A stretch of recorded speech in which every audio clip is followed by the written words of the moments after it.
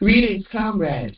Welcome to All Power to the People podcast on Grown Folks Talking, Express Yourself Internet Radio via the Huddle Team app. We meet every Sunday at 12 p.m. Eastern Time. We discuss local, national, and global events that impact the material conditions of the people and provide viable solutions. We are here to find those tired of the way their lives are socially constructed. As Panthers, we use dialectic materialism. As Dr. Huey P. Newton stated, power is the ability to define phenomena and make it act in a desired manner. From combating the housing crisis to police patrols, we are the vanguard in place to serve our communities. The purpose of this program is to highlight contradictions in the electoral process, which Western culture calls politics. Politics is the struggle for resources. Participating in America's electoral process has only taken resources from the people and handed it to the oligarchs and the professional managerial class that serve them by maintaining the status quo through coercion. We know that power lies with the people, and it is our duty to organize and educate the community so that they can fight for their own liberation. So please, join us every Sunday at 12 p.m. You can join by downloading the Huddle Team app, join online, or call in. The app and joining online is free, but if you call in, standard messaging rates may apply. Links to the show will be provided in the caption.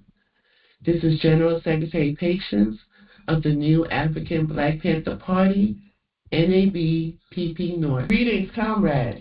Welcome to Greetings, comrades. Let me see. Let me make sure I'm unmuted. Let me see. Am I muted? I can hear you. You're not muted. All power to the people. Now, I was looking at it.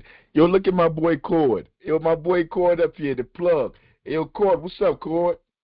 Hey, how's it going, Africa? Good to see you again. Hey, yo, you batting 1,000 in my book, my boy. Hey, yo, hey, look. Oh, I appreciate you. Hey, yo, I'm about to tell everybody a secret real quick, yo. You want to remove the green screen? Yeah. She want to remove the green screen, so turn the camera off. Man, it don't matter. We ain't got to turn the camera off. Like, when they going to see the back, we want to remove the green screen. Oh, it's to the chair? Yeah. We're removing the green screen. Hey, Cord, hold up 1 second. Hold up, because you batting 1,000. I need a charger, too. Yeah, oh, my boy on camera, too. You batting 1,000, 2,100. Yo, right back at you. Come back on camera. I'm talking about, yo, you hitting home runs all over the place, my boy. Yo, I saw my boy last night. We went to a meeting yesterday, and he was over there. He's talk about what's going on over there. And I told him I was going to call him this morning so we could go through what he was going to talk about. But I ain't call you because I'm like, man, he ain't going to be ready to come on. I only saw him yesterday. This motherfucker on the screen already. Yo, I'm fucking with you, Cord. Yo, you the homie. What you say? We're with it. We're with it. In reality. Keep breaking up. Yeah, man, Cord, you got bad Wi-Fi. You got bad Wi-Fi. Everywhere. You got I bad. might have bad Wi-Fi. Damn. That I don't know how you can work on it, but it's choppy. Can't nobody hear you. It's choppy. no, it's choppy like that. If you gotta cut me off, I'm back in some Wi-Fi. Hey, yo, leave and come back on. Try to see if you can leave and come back on, yo. But that's the homie. Yeah, that's the homie Cord, man. I just met a new comrade yesterday, man. He'll try to go out and try to come back in. But everybody else, all power to the people. All power to the people. Welcome to All Power to the People on Grown Folks Talking Network. Express yourself. I am your host, Chairman Africa, and we're going to try to get this thing right, and I'm going to stop cursing already. I was so happy to see Cord here. I just started losing. I lost my mind for a second. Let's bring the beat back a little bit, man. Yo, how everybody doing? I hope everybody's well. It's Sunday, whatever date it is. We are under capitalism, imperialism, so it really don't matter. It's still the same continuous line from whenever. I mean, so look, every space that we are in, every podcast, every show, anything that we write, everything that we do is about liberation. It's about the people liberating themselves. That's the only reason why we're here. We're not here to ask you for subs, for money, for none of that. Our only purpose here is to get people to come together for us to be able to fight this enemy that we're up against. It's like, it's hard sometimes, so because like you could tell somebody something to their face, you could tell them the truth, and you like once I enlighten them, they're gonna get it, and like boom, they're gonna understand, and we're gonna work together. Man, that's not how this thing is. Believe me, that's not how this thing works. Wherever you go, it doesn't matter what you tell people. Yo, they don't even be listening. Yo, they be looking you right in the eye. Yo, this was yesterday. Yo, the person can look you right in the eye. They agree with everything you're saying. Then when they open their mouth, they say something totally different. Case in point. So yesterday we was at the meeting, and one of the questions was, what you call it, Delaney Hall, like basically what they got to do with black people in Newark. That's basically what the question was. So you have people there that were saying it don't have nothing to do with black people. So then I would explain to them how it got something to do with black people, how Delaney Hall is sponsored, is funded, is paid for, is maintained by our politicians. They wrote policies, they made laws to make it happen. The same politicians that wrote laws and made policies for them to take all our homes. That's why we don't have no homes in Newark.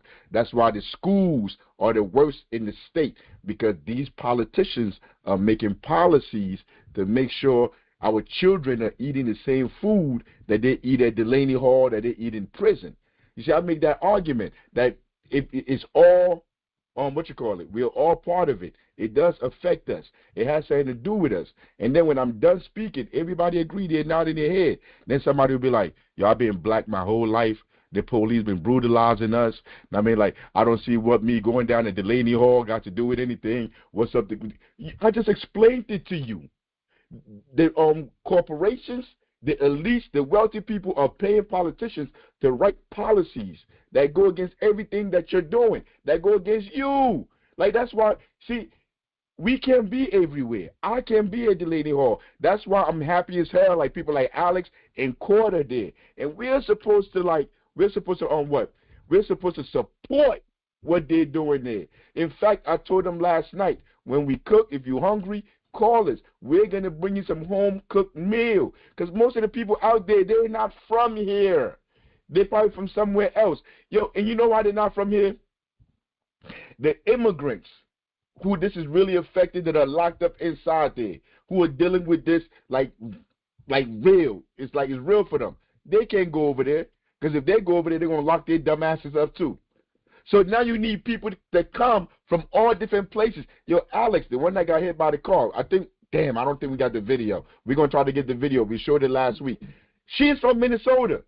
She came from Minnesota to fight, to protest against these imperialists, these people we're talking about, and they hit her with a car. I told her if she needs something to eat, call me. We're going to bring you some food. I'm not going to bring you anything from McDonald's, Wendy's, Popeyes. We're going to bring you a home-cooked meal for you to eat. So, this is the least we could do. You need water, you need anything, we're going to provide it. You see, if it was more of us, we could provide housing, we could provide all of this. But remember, they're on the front lines of the Delaney Hall stuff. What are we on the front lines for? Okay, so right now in Newark, they shot Waleed Bey. They killed Waleed Bey this year. So we're on the front lines. Like, I'm not on the front lines. The family on the front lines. We assist them in fighting for that. We go do whatever we have to do. Cord may not be there because he's at Delaney Hall. I mean, but Cord could support what we're doing, and if he got time, he could come over there and come help out. When we got time, we go over there and go help out. All the fights, we're all connected, fighting together against these people that got the money, that got the guns, that got the police, that got everything. You see, this is what I'm trying to get people to understand. I mean, and it's hard because sometimes you think you explain it so eloquent. Like, I'll be sitting there thinking, like, how do I get them to understand with the stuff that's in my mind, the stuff that I done read all these books to learn? How can I get them to understand in like a few minutes, like 2 minutes, 3 minute statement? It's almost impossible. So you find a way, and you break it down to like the people that own Geo Group are there because the politicians that's taking your homes, that's making food more expensive, that's making everything too expensive for you to afford, that's making sure the jobs don't pay you because they're not demanding the jobs pay you enough to survive. All these people are the ones created Delaney Hall, a concentration camp. You see, you try to break it down, but that shit don't mean nothing. So, like, I'm going to tell you now, I am not here. Like, most people be like, yo, we're going to go organize the world. We're going to bring everybody together. We're going to change people. I'm not here to do none of that goofy shit. I'm here to find people that are interested, that are already on that path, or that are sincerely ready to learn. Ready to learn. Because if you're not, I don't want to talk to you. I don't have time to play them games with you. I mean, so that's where we're at with what we're doing. And when I meet people like Cord, yo, I'm ecstatic. Because like we now add one more person to the numbers that we have that's going to fight back against this behemoth. I mean, so like here, this your first time here? If this your first time coming here, yo, we've been reading the Philadelphia Negro. This was written by W.E.B. Du Bois in 1896, and he's explaining the condition of black people in Philadelphia then. And we're almost done. I think next week is the last chapter. We went through the whole book. And if you've been here from the first chapter to now, yo, he's basically describing the reality we in now. Where basically the corporations, all these people got all the money. You see, but we could disagree with these people. Because in the book, he's saying race is the problem. As long as white people recognize us and see us as human beings, we're going to be okay. And I'm telling Du Bois, no, that ain't it. All the white people in America could be like, yeah, I'm cool with black people. That ain't going to stop the rent from going up. That ain't going to stop food prices from... Yo, Malcolm already told you. I don't care how a white person feel. All I care about is that they don't have the ability to kill me. I mean, like, that's all he's... I mean, like, yo... Everybody say race, or sex. It's all identity goofy stuff. Our enemy is the people that control the economics in our community, that control everything. Those are our enemies. Once we deal with them, then you can get rid of racism, you can get rid of sexism, patriarchy, and how you deal with them is by erecting your own institutions. So right now, Cord and them are out there fighting at Delaney Hall. They're fighting because they're locking people up. They're locking protesters up. Yo, why don't we have spaces in our community for these people to go to? Spaces that we control. See, that's what we do. But look, I'm about to put on the Philadelphia Negro. I'm going to break it. I'm going to stop it here and there to explain what's going on. But we're about to listen to Philadelphia Negro. The Philadelphia Negro, Chapter 17, Section 54. Some good results of Negro suffrage. It is wrong to suppose that... Okay, Negro suffrage. Negro suffrage. He's talking about voting rights. The good thing about voting rights, because this is when, like 1896, is right after slavery, Reconstruction, they gave black people the ability to vote, and he's talking about that. Because you got to remember, Du Bois is one of those managerial black folks. He's an institutionalist. Now, I mean, at this point, Du Bois probably would have been one of the driver that hit Alex at this point in his understanding. So you got to remember what side Du Bois is on. And right here, Du Bois is about to tell you all the good things about voting, the reason why they started voting. Some good results of Negro suffrage. It is wrong to suppose that all the results of this hazardous experiment in widening the franchise have been evil. First, the ballot has without a doubt been a means of protection in the hands of a people peculiarly liable to oppression. Stop. You heard what he just said. I want you to hear that. He said the voting has been helpful to us. Voting, like your whole life you've been here. He's saying voting has been helpful to us because the people in power, because we have the ability to vote, they're they're less. They're not gonna abuse our rights. They're not going to abuse us because we have the ability to vote. Yo, we're in 2026. Yo, Voting hasn't stopped them from doing anything. Voting ain't stopped them from shooting somebody in the back 100 times because they say they got a cell phone in their pocket, a candy bar. Voting has stopped none of that. So this is early on. This is 1896, and Du Bois is speaking to everybody. He wrote this book, and he's telling people, like, look, man, voting has given us the ability to be able to be safe. That's what he's saying. Now you look back. Has voting done that for you? Its first withdrawal gave Negroes admittance to streetcars after a struggle of the quarter since infrequently since private and public oppression has been lightened by the knowledge of the power of the black vote. I'm going to stop it one more time. I ain't going to stop it again for a while. So he's saying the first thing it enabled us to do was to get inside streetcars, to ride inside streetcars. So your voting, you being able to vote, gave you the ability for you to go ride in a car with white people. That's not liberation.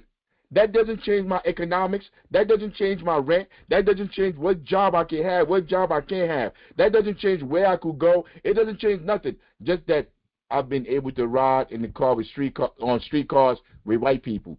Who cares about being in the same place as white people? People that want to be white people. People that want to be in that class. I don't give a damn. Nobody in the hood is really sitting here talking about, like, I want to be around white people. I want to be riding the same cars with them. They want to find a place to eat. They want to make sure, like, they're not going to get shot. They want to make sure they got a home. They want to make sure when they go out to protest, the protest that you told them is their right. They're not going to get ran over by a car. The governor not going to send the state troopers to come down and brutalize them on horses. They don't want to ride in those street cars, Du Bois. I don't want to ride in no car with nobody. I just don't want to get shot. This fact has greatly increased the civic patriotism of the Negro, made him strive more eagerly to adapt himself to the spirit of the city life, and has kept him from becoming a socially dangerous class. At the same time, Negro has never sought to use his ballot to mend the civilization or even the established principles of his government. This fact has been noticed by many students, but it deserves emphasis. Instead of being radical, light-headed followers of every new political panacea, the freedmen of Philadelphia and of the nation have always formed the most conservative element in our political life and have steadfast. Right there. Of the nation have always formed the most conservative element in our political life. The freedmen, he said the freedmen, because everybody wasn't a slave back during slavery time. All black people were not slaves. They had some freed ones.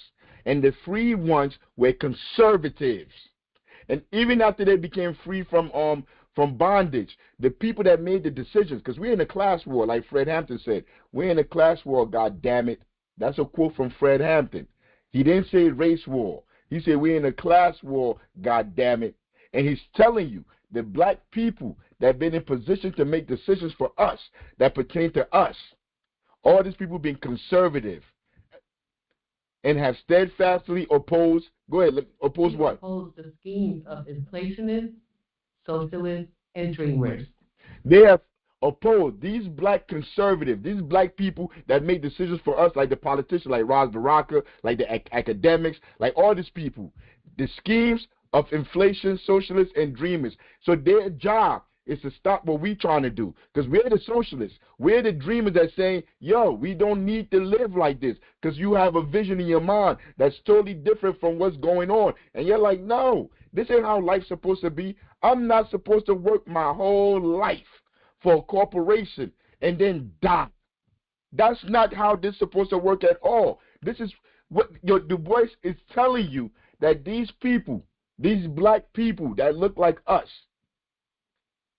this is how they think. That their job is to stop us that's fighting for liberation, to stop the socialists. Because socialism is different from capitalism. That's the opposite of capitalism. So their job is to stop us. Part of this conservatism may, to be sure, be the inertia of ignorance. Right there. Part of his conservatism may, to be sure, to be the inertia of ignorance, because they're ignorant. They're ignorant of politics. You say part of it, but the other part is that they're sellouts. They're traitors, they're cowards, and they only care about themselves. They don't care about nobody else in this world. They just care about themselves and their family. And that's what we're all taught as kids by these sellouts that control how we thought, that we should only care about ourselves and our families. As soon as you are able to make some money, move away with your family, protect your family, to hell with everybody else. That is not what we've been like. That is not who we are. That is a whole new phenomenon of saying move away from your people. Move away and go where? We've always been together. Human beings are social creatures. We're social creatures. We like to be amongst each other. We like to socialize. But these sellouts and traders came up with an idea, and they told us, look, what we're going to do is tell everybody to isolate themselves and leave and be individuals. And then we're going to mask it and make it seem like this is the intellectual thing, or this is how you escape oppression. And then when they go to these suburb communities and their children get shot for going out to go get an iced tea, or they get shot at a track meet, they come look at all the black people like, yo, why don't you come support us? Why don't you come help us out? I ain't tell you to move. Yo, you know what people be posting on social media? Yo, how come the Black Panthers haven't killed George Floyd? What am I going to kill George Floyd for? If me killing George Floyd, what is that going to do? Us killing George Floyd, not George Floyd, what's his name? George Zimmerman. Us killing Zimmerman. Black Panthers going out and killing Zimmerman. What's that going to do? And most of the people that ask those questions, they don't belong to no organization. They don't sponsor no organization. They feed no one. They do nothing for the people. But they could go post on social media, yo, why don't y'all go take care of Zimmerman? Why don't you go do it? If you think that is so gangster, why don't you go do it? You know why we don't do it? I'm going to tell you why we don't just run around here bounty hunting, killing people. Because that's not a revolution. That's adventurism. That's what we call it in our studies. That kind of behavior is adventurism. You want to do the real hard work? You go around and you meet people. You go to the front lines at Delaney Hall and you meet the people down there and you organize with those people. You do summer camps. You do food programs. You do all the things in the community that the people are demanding that they need. You don't go around becoming a vigilante. That's a quick way for you to get yourself killed or get removed off the map. Now you off the count. The struggle is still going on, but you're dead and gone. Nobody remembers you. Nobody knows nothing. Instead of using that time you have on this planet to build institutions that will make sure future generations understand the battle that they're fighting.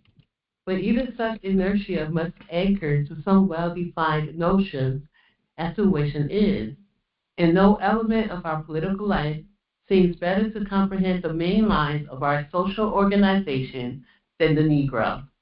In Philadelphia, he has usually been allied with the better elements, although too often that better was far from the best, and never has the Negro been to any extent the ally of the worst elements. In spite of the fact that unworthy officials could easily get into office by the political methods pursued by the Negroes, the average of those who have obtained office has been good. Of the 3 colored councilmen, 1 has received the endorsement of the Municipal League, while the others seem to be up to the average of the councilmen. 1 Negro has been clerk in the tax office for 20 years or more and has an enviable record. The colored policemen as a class are declared by their superiors to be capable, neat, and efficient. There are some cases of inefficiency. 1 clerk who used to be drunk most of his time, another who devotes his time to work outside his office, in many cases of inefficient watchmen and laborers. The average of efficiency among colored office holders, however, is good and much higher than one might naturally expect. Finally, the training in citizenship which the exercise of the right of suffrage entails has not been lost on the Philadelphia Negro. Any worthy cause of municipal reform can secure a respectable Negro vote in the city, showing that there is the germ of an intelligent, independent vote, which rises the conditions of decent, remunerative employment. This class is small, but seems to be growing. Section 55. The paradox of reform. The growth of a higher political morality among Negroes is today hindered by their paradoxical position. Suppose the Municipal League or the Women's School Board movement or some other reform is brought before the better class of Negroes today. They will nearly all agree that city politics are notoriously corrupt, that honest women should replace ward healers on school boards, and the like. But can they vote for such movements? Most of them will say no, for to do so will throw many worthy Negroes out of employment. These very reformers who want votes for specific reforms will not themselves work beside Negroes or admit them to in their stores or offices or lend them friendly aid in trouble. Yeah, that's the liberals that they're talking about. They're talking about the liberals. All the liberals that's talking about reform, reform, reform. These same liberals will not hire you in their jobs. They're not allowing you to come in their house. They don't want you to marry their children. That's not what they're about. I mean, that's what he's telling you. All these people that's talking about reform, that they're not serious, because that's what you hear. And what is reform? All these people that's talking about going to go vote. All these black people that's coming in our community, like Ryan Haygood. Ryan Haygood, the Black Center for Law, wherever he with, like they come into our community, they don't live here, and they'll do things like change the voting age to like teenagers, to like kids in high school, because nobody goes out and vote. As if that's what we ask them in the community, go out and change the voting age. You see, but they do that because they want to give credibility to the power structure. So they'll come into our community and they'll come up with ideas like this. But those people don't want you around them because we're in a class war. Ryan Haygood is not white. He's black. But if you look at him, the way he moves, you would think he's whiter than the whitest white man. Moreover, Negroes are proud of their councilmen and policemen. What if some of these positions of honor? You hear that? Negroes are proud of their policemen and councilmen. You see where all this stuff come from? You see where this ideas of aligning with the police? Does that sound like Malcolm? Does that sound like what's his name? The one that came up with Black History Month, Carter G. Woodson? Is this what these people? Does that sound like Fanon? Is that what those people will be saying? Would Fanon tell you that black people are proud of the what you call it? What would they call them back then? Because whatever. Black people in Algeria or wherever the French were trying to colonize them, black people were proud of the colonizers. Would Fanon say that? But Du Bois will, because Du Bois is a traitor. He's loyal to this system. So he's going to tell you, like black people be like, we need more black police officers. Like they're not just working for the same system that's killing us, killing our children. We need more black police officers. That idea didn't come from us. Nobody in the hood be running around like we need more police officers. We say get rid of the police. We don't want the police in our community. But these black politicians, these frauds, they'll go on TV like that senior citizens can't go to the store. No senior citizen in the hood ever said I can't go to the store. They all go to the store. In fact, they'll be sitting in front of the store. Respectability have been gained by shady politics. Shall they be nicer in these matters than the mass of the whites? Shall they surrender these tangible evidences of the rise of their race to forward the good-hearted but hardly imperative demands of a crowd of women? Especially, too, of women who did not apparently know there were any Negroes on earth until they wanted their votes. Such logic may be faulty, but it is convincing to the mass of Negro voters. In cause after cause, they gave their respectful attention and even applause, but when election day comes, gets their votes. Thus, the growth of broader political sentiment is hindered and will be until some changes come. When industrial exclusion is so broken down that no class will be unduly tempted by the bribe of office, when the apostles of civil reform compete within ward boards in friendliness and kindly consideration for the unfortunate, when the league between gambling and crime in the city authorities is less close, then we can expect a more rapid development of civic virtue. You a complete idiot, Du Bois. You an idiot for writing this right here. then we can expect. When all this stuff, when gambling, when all this goofy stuff is done, that's when we can expect politics.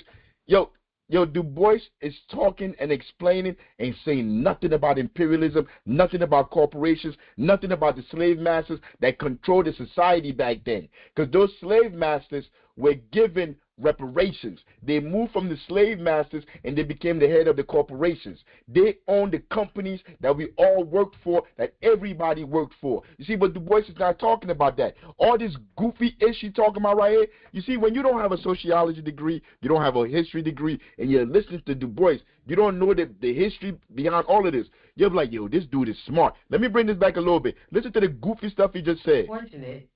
When the league between gambling and crime in the city, authorities is less close.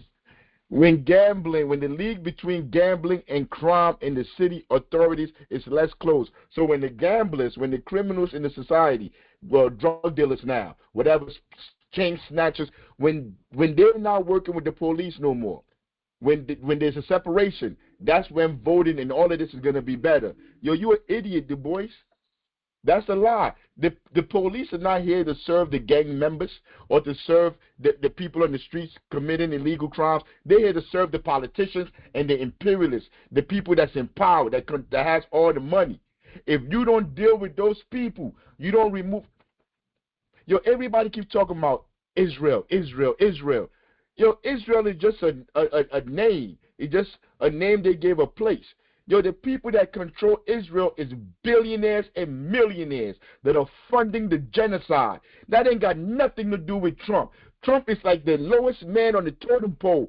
They tell Trump, hey, yo, you know what? We want you to bomb Iran. And even though if Trump don't want to do it, man, they got the Epstein files. Man, I got to bomb these people.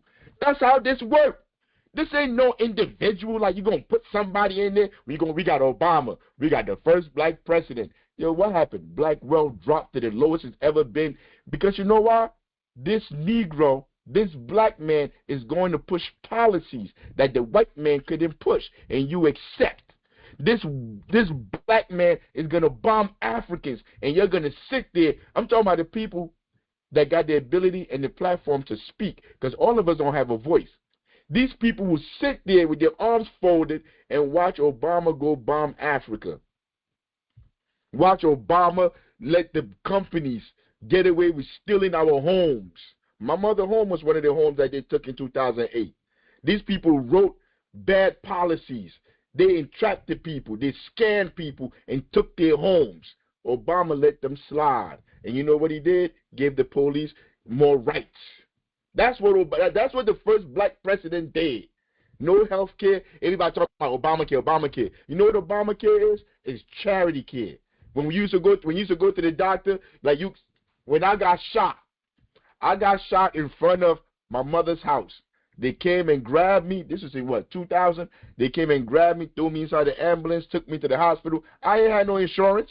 They took me to the hospital. The bullet is still in my right leg. They took me to the hospital. They did what they did, gave me some Robitussin, gave me some Tylenol, and I went home that night on crutches. That's charity care. That's Obamacare. If that happened to you today, they're going to take you over there. You ain't got no insurance. They're going to take care of you and let you go. It's the same thing. See, I'm sorry to correct you, Chairman. Go ahead. Obamacare is not charity care. Charity care is charity care. Obamacare was just another vehicle they used to give health insurance companies more money. With Obamacare, most people's insurance went up. And those that didn't have insurance, at one point, they were penalizing you through your taxes. So you can, if you don't have insurance, you will have to pay more taxes or whatever the heck. But charity care is charity care, and it's still charity care, but it's not Obamacare. All power to the people. Hey, man, look, that's a general secretary, that's a producer, that's a data person. And exactly what she said is right. Because it ain't charity care. It's charity care with extra bad steps added to it. Because before you could just go to the hospital and they just patch you up. But now you got all the extra stuff with it. Now everybody got to go into that. You see, with charity care, you just went and you just got treatment. Nobody, your whole family didn't have to sign up. Nobody was made to sign up. They didn't take money from nobody and make them go sign up. You just went to the hospital. But you know they bring the Obama, and you got all these black people that tell you he's the smartest thing, the most brilliant person since sliced bread, and all he brought you was charity care worst with extra steps to it. Then we can expect a more rapid development of civic virtue in the Negro and indeed the whole city.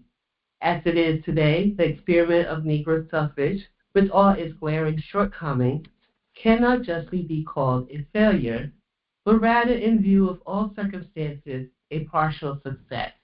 A partial success.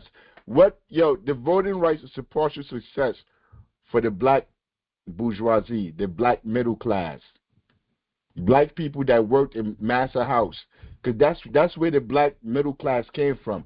It was the what you call it?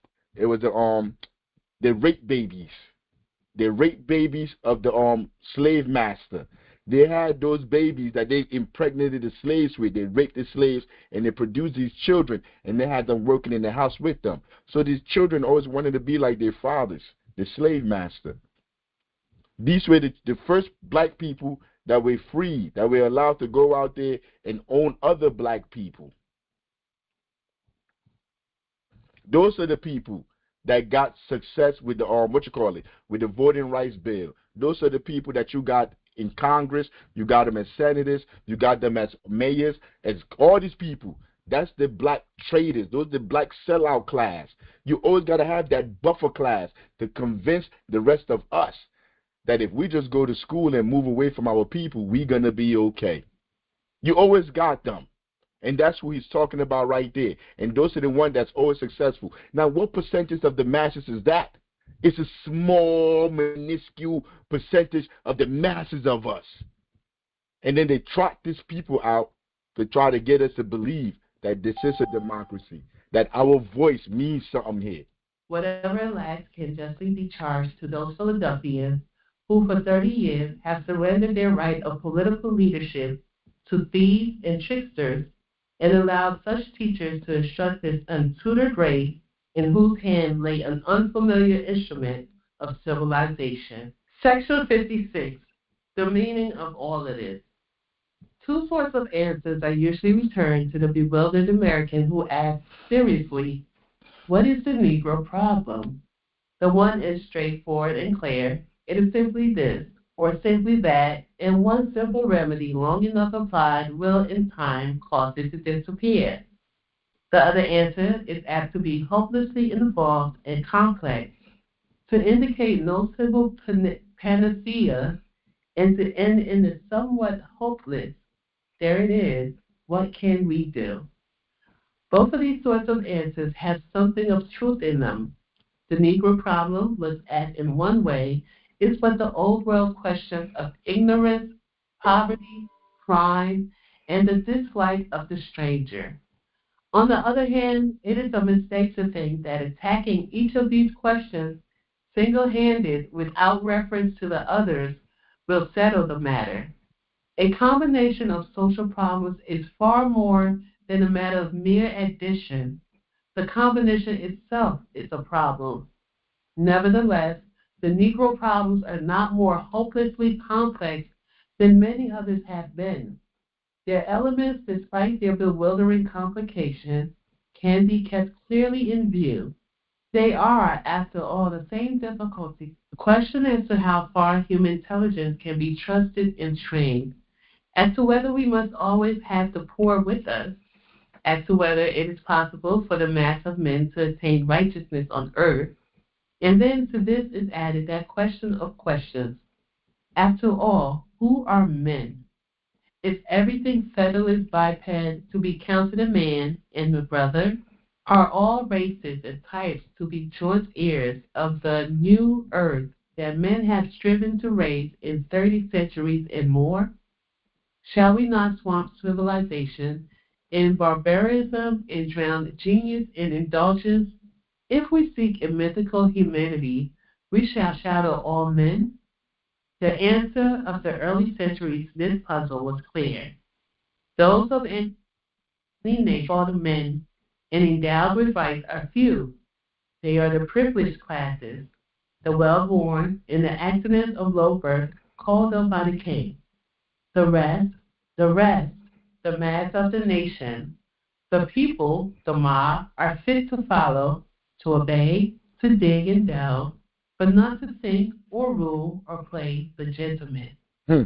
We who were born into another philosophy hardly realize how deep-seated and plausible this view of human capability and powers once was, how utterly incomprehensible this republic would have been to Charlemagne or Charles V or Charles I. We rather hasten to forget that once the courtiers of English kings looked upon the ancestors of most Americans with far greater contempt than these Americans look upon Negroes, and perhaps indeed had more cause. Hey, yo, if you don't understand what he's talking about, yo, yo, he's saying the British looked upon the white Americans, the white people that was here, with more contempt than the white people that are here look upon the Negroes, because it's all a class thing. Yo, it's deep when you go back, because remember, America wasn't free. America was a colony of the British. Yo, it's a class thing. I say it all the time, and I'm gonna say it again right now. Like Fanon said, the last must be first, and the first must be last. Even in that context, with the British, who were European, and the settlers in America, who were European themselves, the British, who were the ones that was oppressing them, that was colonizing them, they looked at them the same way, even worse than the colonizers here looked at the black people, because it's a class struggle. It's a class struggle. Yo, the employers, the rich people, the slave masters, the corporation owners, yo, they must take from our tables, from our children, to feed their children. It doesn't change in history. You could go back 30 centuries. It doesn't change. That is a dynamic. That's how it always functioned. So the hatred between the classes is always been there. All these isms, racism, all this stuff that they put in the way to try to confuse you. I mean, that's why, like, when you put a whole room of people, you got black people in the room, all they want to talk about is race. Because every day of their life, that's all they hear is race. All they hear for their woes is race because of their blackness. Everywhere you go, CNN, NBC, and MSNBC, celebrities, actors, entertainers, everybody, school, every academics, everybody's telling you your issue is race, race, race, race, race. They're not explaining to you the class dynamic, how that's even more vicious than the race that you're talking about. But that's what Du Bois is trying to tell you here. Even though they were all white, the British were white, whatever, the settlers were white, but they hated them too because it's a class thing. We forget that once French peasants were the niggers of France, and that Germans princelings once discussed with doubt the brains and humanity of the Boer. The French peasant was the niggers. He's telling you, it's a class thing. Much of this, or at least some of it, has passed and the world has glided by blood and iron into a wider humanity and wider respect for simple manhood unadorned by ancestors or privilege. You're an idiot. That's a lie. That's a lie. It only transformed. It's either you're stupid, Du Bois, you're being ignorant here, or you're just lying. Because as a sociologist, you should understand the history of the world is that of class struggle. Yo, Marx knew that at that time right there. Marx knew. He wrote that already. The history of the world is that of class struggle. But what Du Bois is saying here is totally, like, it's crazy. He's saying the world is different now. In 1896, the world is different because now our humanity. Now we have humanity all. No, it's always been a class war. Not that we have discovered, as some hoped and some feared, that all men were created free and equal, but rather that the differences in men are not so vast as we had assumed. We still use the well-born the advantages of birth. We still see that each nation has its dangerous class of fools and rascals, but we also find most men have brains to be cultivated and souls to be saved. And still, this widening of the idea of common humanity is a slow growth in today but dimly realized. We grant full citizenship in the world commonwealth to the Anglo-Saxon, whatever that may mean, in the Teuton and the Latin. Then, with just a shade of reluctance, we extend it to the Celts and the Slavs. We have denied it to the yellow races of Asia, admit the brown Indians to an empty room only on the strength of an undeniable past. But with the Negroes of Africa, we come to a full stop, and in its heart, the civilized world, with one accord, denies that these come within the pale of 19th century humanity. This feeling, widespread and deep-seated, is, in America, the vastest of the Negro problems. We have, to be sure, a threatening problem of ignorance, but the ancestors of most Americans were far more ignorant than the freedmen's sons. These ex-slaves are poor, but not as poor as the Irish peasants used to be. Crime is rampant, but not more so, if as much, as in Italy. But the difference is that the ancestors of the English and the Irish and the Italians were felt to be worth educating, helping, and guiding because they were men and brothers, while in America, a census which gives a slight indication of the utter disappearance of the American Negro from the earth is greeted with ill-concealed delight. Other centuries looking back upon the culture of the 19th would have a right to suppose that if, in a land of freed men, 8 million of human beings were found to be dying of disease, the nation would cry with one voice, heal them. If they were staggering on in ignorance, it would cry, train them. If they were harming themselves and others by crime, it would cry, guide them.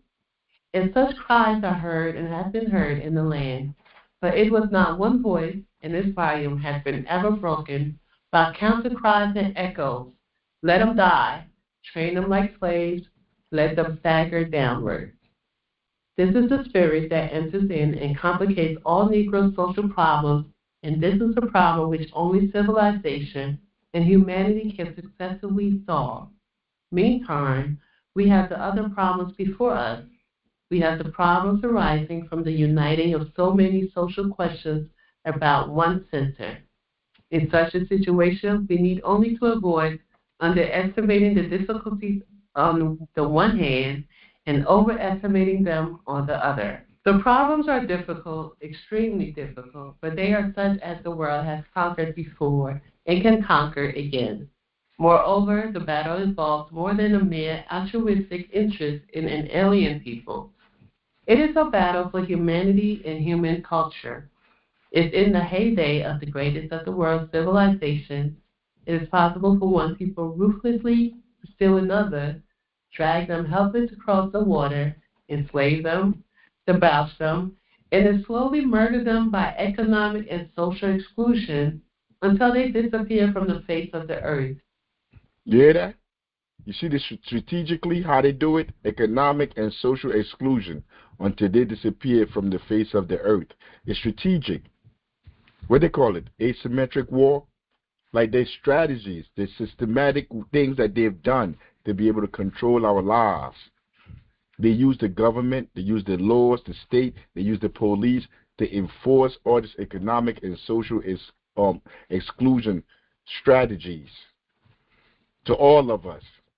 If the consummation of such a crime be possible in the 20th century, then our civilization is vain, and the republic is a mockery and a farce.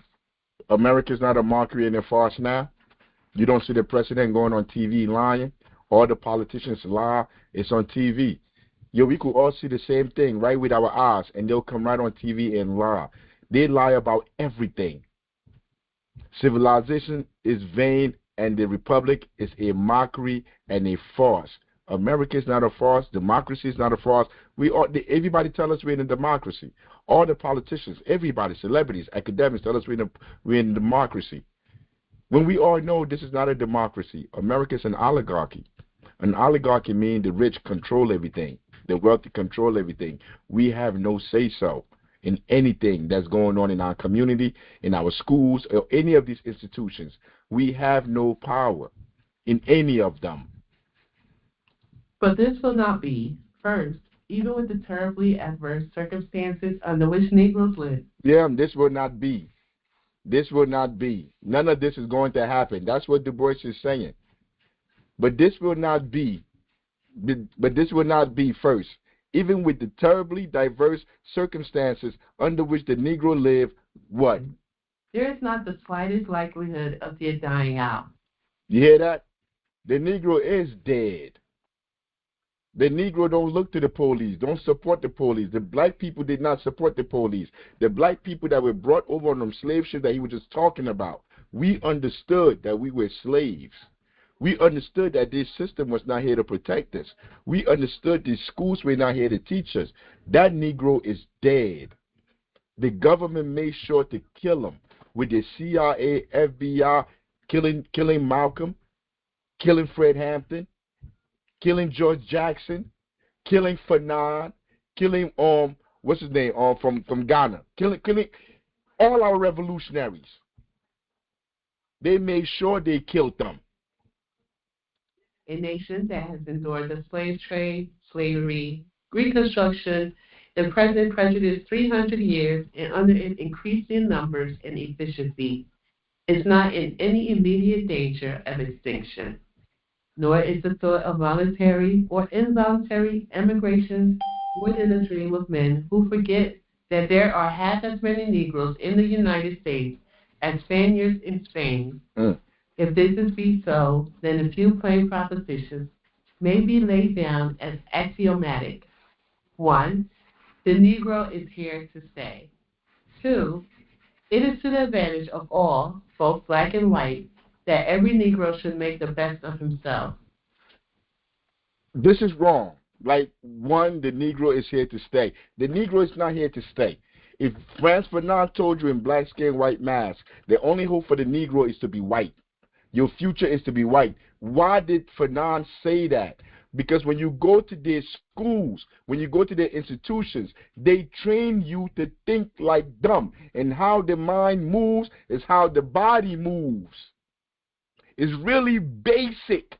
But Du Bois is saying here that they can't get rid of black people. You just have people with the hue. They wear the skin. They're no longer moving like black people no more. So they will die. When you see a black person working for a concentration camp, running over somebody that's out there protesting a concentration camp, that Negro is dead. There's no Negro in him no more. There's only what the colonizers have put in his mind. For him to look at a woman, what she weigh? Probably like 100 pounds soaking wet with a gun on her, and then you're going to hit the gas on your car and run her over.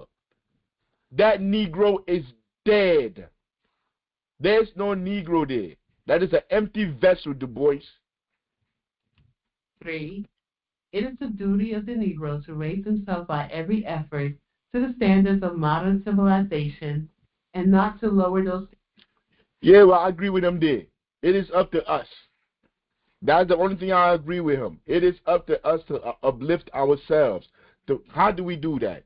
To go out and do this work that we're doing. Yo, it's Sunday. Yo, keep me the buck with you. I'm going to tell you a secret. Like, this is almost over. This probably got like 1 more minute left on it. I'm going to tell you a secret real quick. I'm a gamer. I like playing games, like to calm down, to like get my mind focused, get my mind off everything going on in the world.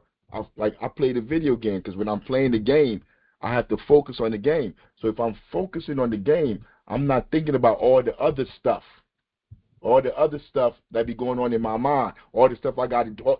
I'm at peace.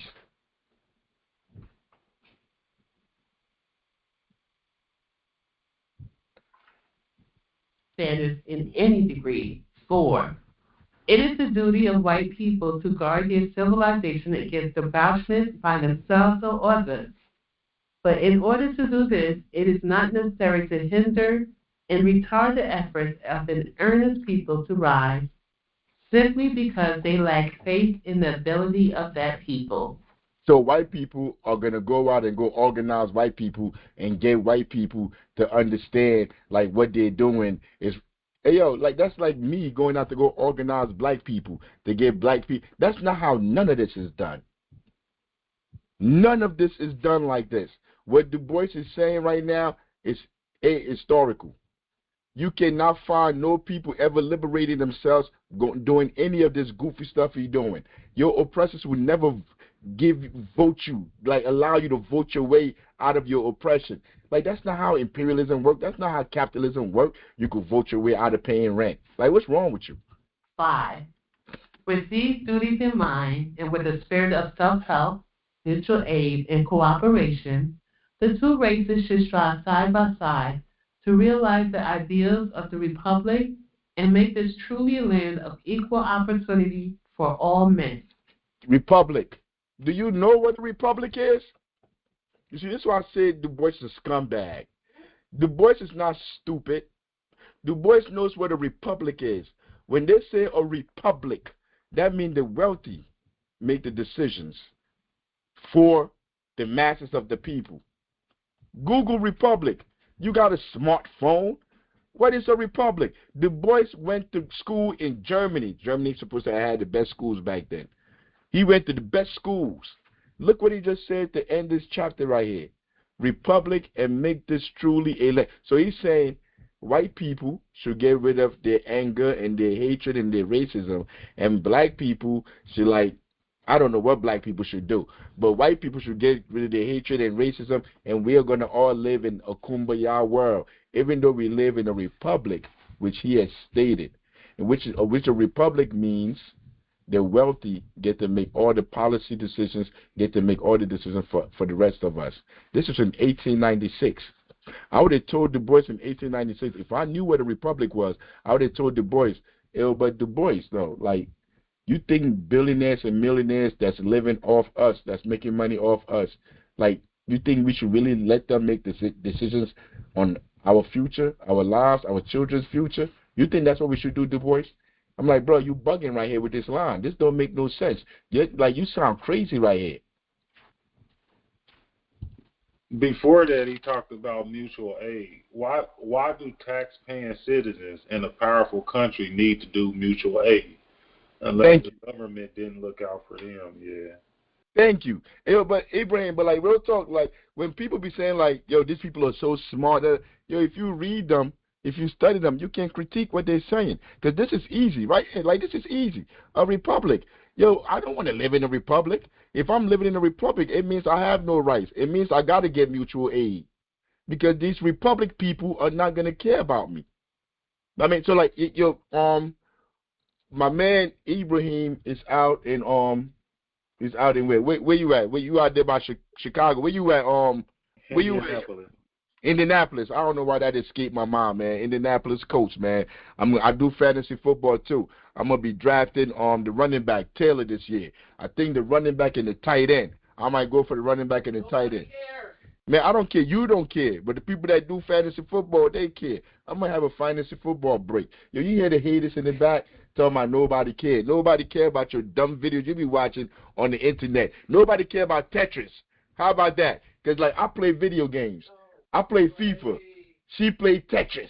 Like, who plays Tetris? But anyway, I keep going on, despite the hatred on the back. But yeah, man. But before we even go forward, the homie Cord is here. I think he's in his car.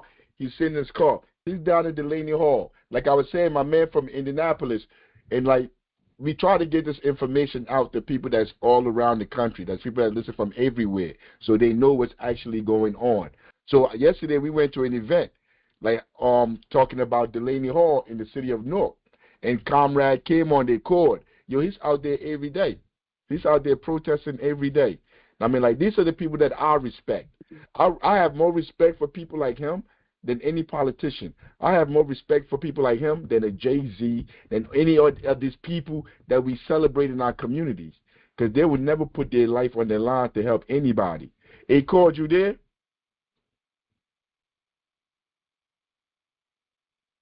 I done talked him up. I'm here. Thank you very much for having me today. Can you hear me a little bit better? I drove somewhere where I had a better connection. You sound excellent, comrade. You sound excellent. Now tell me what we was talking about yesterday. Oh, finally. Now you're all right. muted. Well, first off, I'm just going to lay it out. Tetris is really good for if you're dealing with anything traumatic in your brain, helps you process things. So I will lay out Tetris is really good, and also a little bit of cannabis is going to be solid for any aftercare in that regard. Hey, I see you, but hey, I'm hearing all y'all. So thank you very much for having me. And actually, on the tail end of this conversation, I think is a very important conversation about classism here, which is tied directly to Delaney Hall. You breaking up. You breaking up. It's like this. It's happening in terms of the forced labor there, because that ties directly back to other forms of criminalization, such as nonviolent offenders. So what we're seeing here is, I believe, a reaction to the rescheduling of cannabis. It's not what it should be. There's still people in prison for cannabis. But go ahead, Chairman. Try to read them.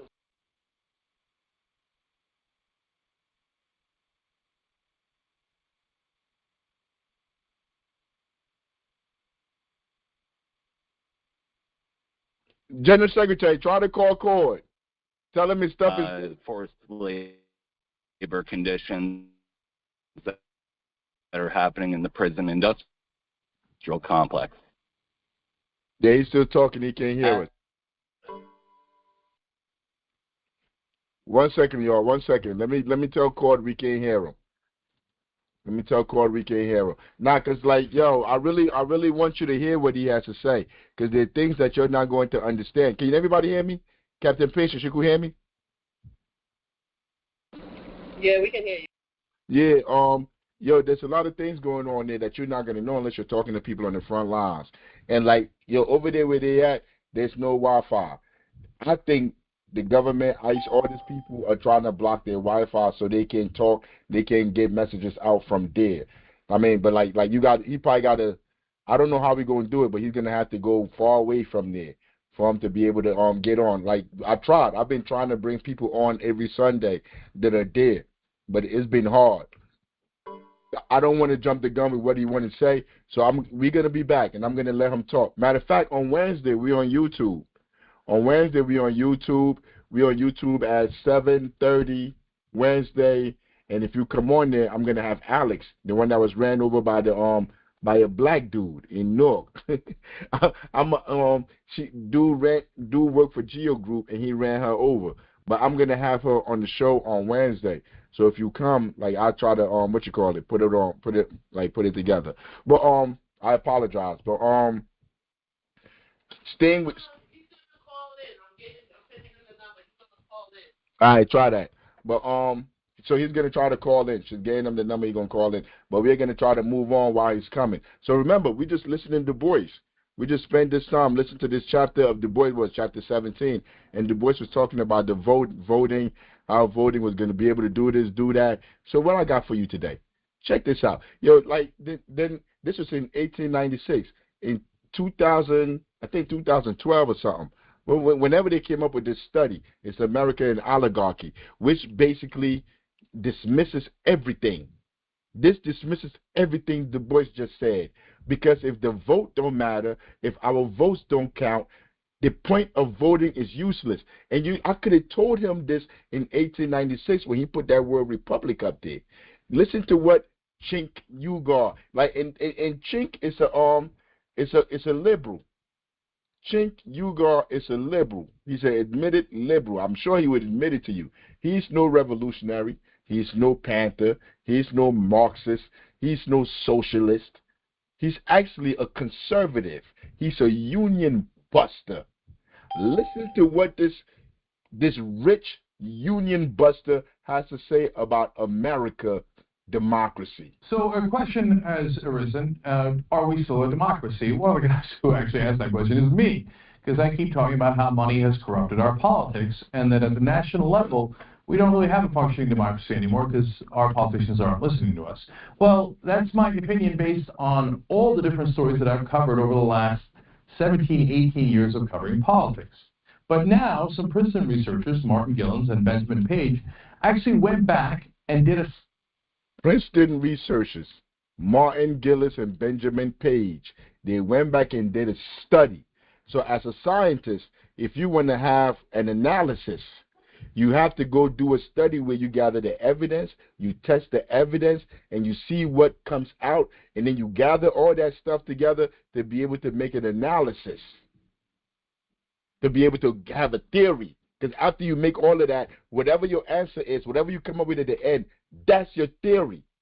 Theory is the highest level of fact. Because you know what's a fact? It is a fact that that everybody's free to go wherever they want to go. That's a fact. But if you don't have a passport, if you don't have no money, if you ain't going nowhere. I mean, so, but like, for you to, like, even though it's a fact that you could go anywhere you want to go, in theory, in real life, you can't go where you want to go because you don't have the ability to do all of those things. You don't have the money, you don't have the resource, you don't have the passport, and the country probably not even going to let you in. So you can't go. But when it comes to science, you have to be able to prove it. So if something is a theory, if we say like this is the theory right here, that means like, yeah, you could just go anywhere. You could just get up. You have access to go wherever you want. You want to go to China tomorrow, you could just get up, get on the plane and go to China. You ain't got to pay nothing. You ain't got to do nothing. You in China. And then that's theory. See, theory and fact are two different things. And we got to understand that. In theory, when I see the word what you call it? When I see the word republic, I understand. In theory, that means the rich run our society, run our decision making, run everything. I don't want to be in that society. I don't trust rich people. I know they're here to steal from me. They're the scammers of the scammers, the original scammers. So I don't trust them. I don't need to wait till 2012, 2014, or for Chink Uyghur to tell me that oligarchy is bad, that all of this is bad. I don't need to wait for Chink Uyghur. Study on this issue. They studied 1,700. See what they studied? They studied 1,799 different policy initiatives between 1981 and 2020. Because remember, I told you, you have to have a study. You have to be able to do data and have proof of what you're talking about. So they're saying, these people are saying, America is no longer a democracy. It was never a democracy. But hey, I'm going to let them tell it. They're saying it's no longer a democracy because they did study of 1,000, whatever, 1,700, well, 1,800, rounded up to 1,800. They did study of 1,800 different policy initiatives between 1981 and 2002. How many years is that? That's 10, that's 20, was that 21 years? 21 years of studying that they did. And what did they find out after their 21 years of studying? 79 different policy initiatives between 1981 and 2002. And then they published in Perspectives on Politics, a very respected journal. It's called Testing Theories of American Politics. So let's talk about how they did it. They said they then compared those policy changes, the ones that they studied, with the expressed opinion of the United States public, comparing the... So then they compared those policy changes with the expressed opinion of the United States public, all of us. They got those 1,800 studies. Please stay with me and please try to understand what I'm saying, because this is annoying talking to people, and then after you explain this to them, they still say something weird. That is annoying. Then they compared those policy changes with the expressed opinion of the United States public, us, comparing the preference of the average American at the 50th percentile of income to what those Americans at the 90th percentile preferred, as well as the opinions of major lobbying or business groups.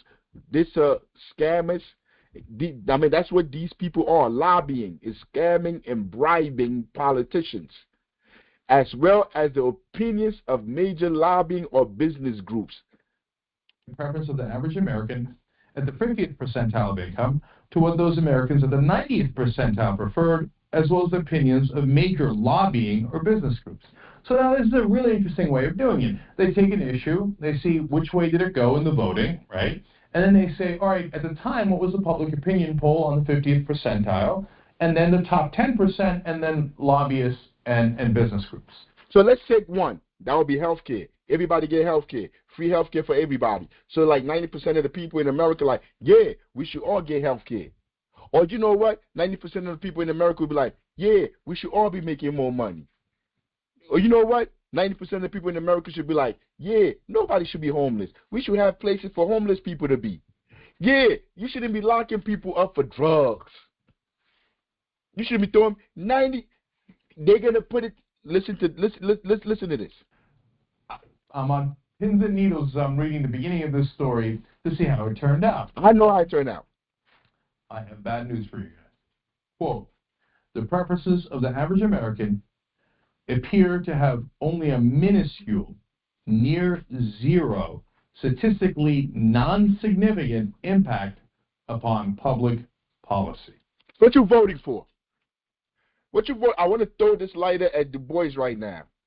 Because in 1896, you told us this voting is good. If it does nothing for the whole American population, what you think it do for the Negro, for the black person? If they're not listening to the plug, my man Cord, they're not listening to Rodrigo, they're not listening to nobody here. Nobody. Yo, the preference of the average American appear to have only a minuscule. Minuscule is like near zero, statistically non-significant impact upon public policy. This is the people at Stanford with the Princeton University, Ivy League. These are the small people, Martin Giles and Benjamin Page. This was in Africa, and General Secretary Patience that did this study. They did the study. The whitest of the white folks did the study. And this is what they're telling you. They're telling you the preference of the average American appear to have only a minuscule, near zero, statistically non-significant impact upon public policy. What are you voting for, yo? What do we need to talk about voting for ever again? I need somebody to tell me now. If you disagree, I need somebody to talk to me. Why are we voting, yo? Why do you vote? If you here and you went out and voted, why you voted? Because they're telling you here, your vote don't mean nothing. And this was before, this was like what? This was 14 years ago. They done told you for 14 years now, your vote means nothing.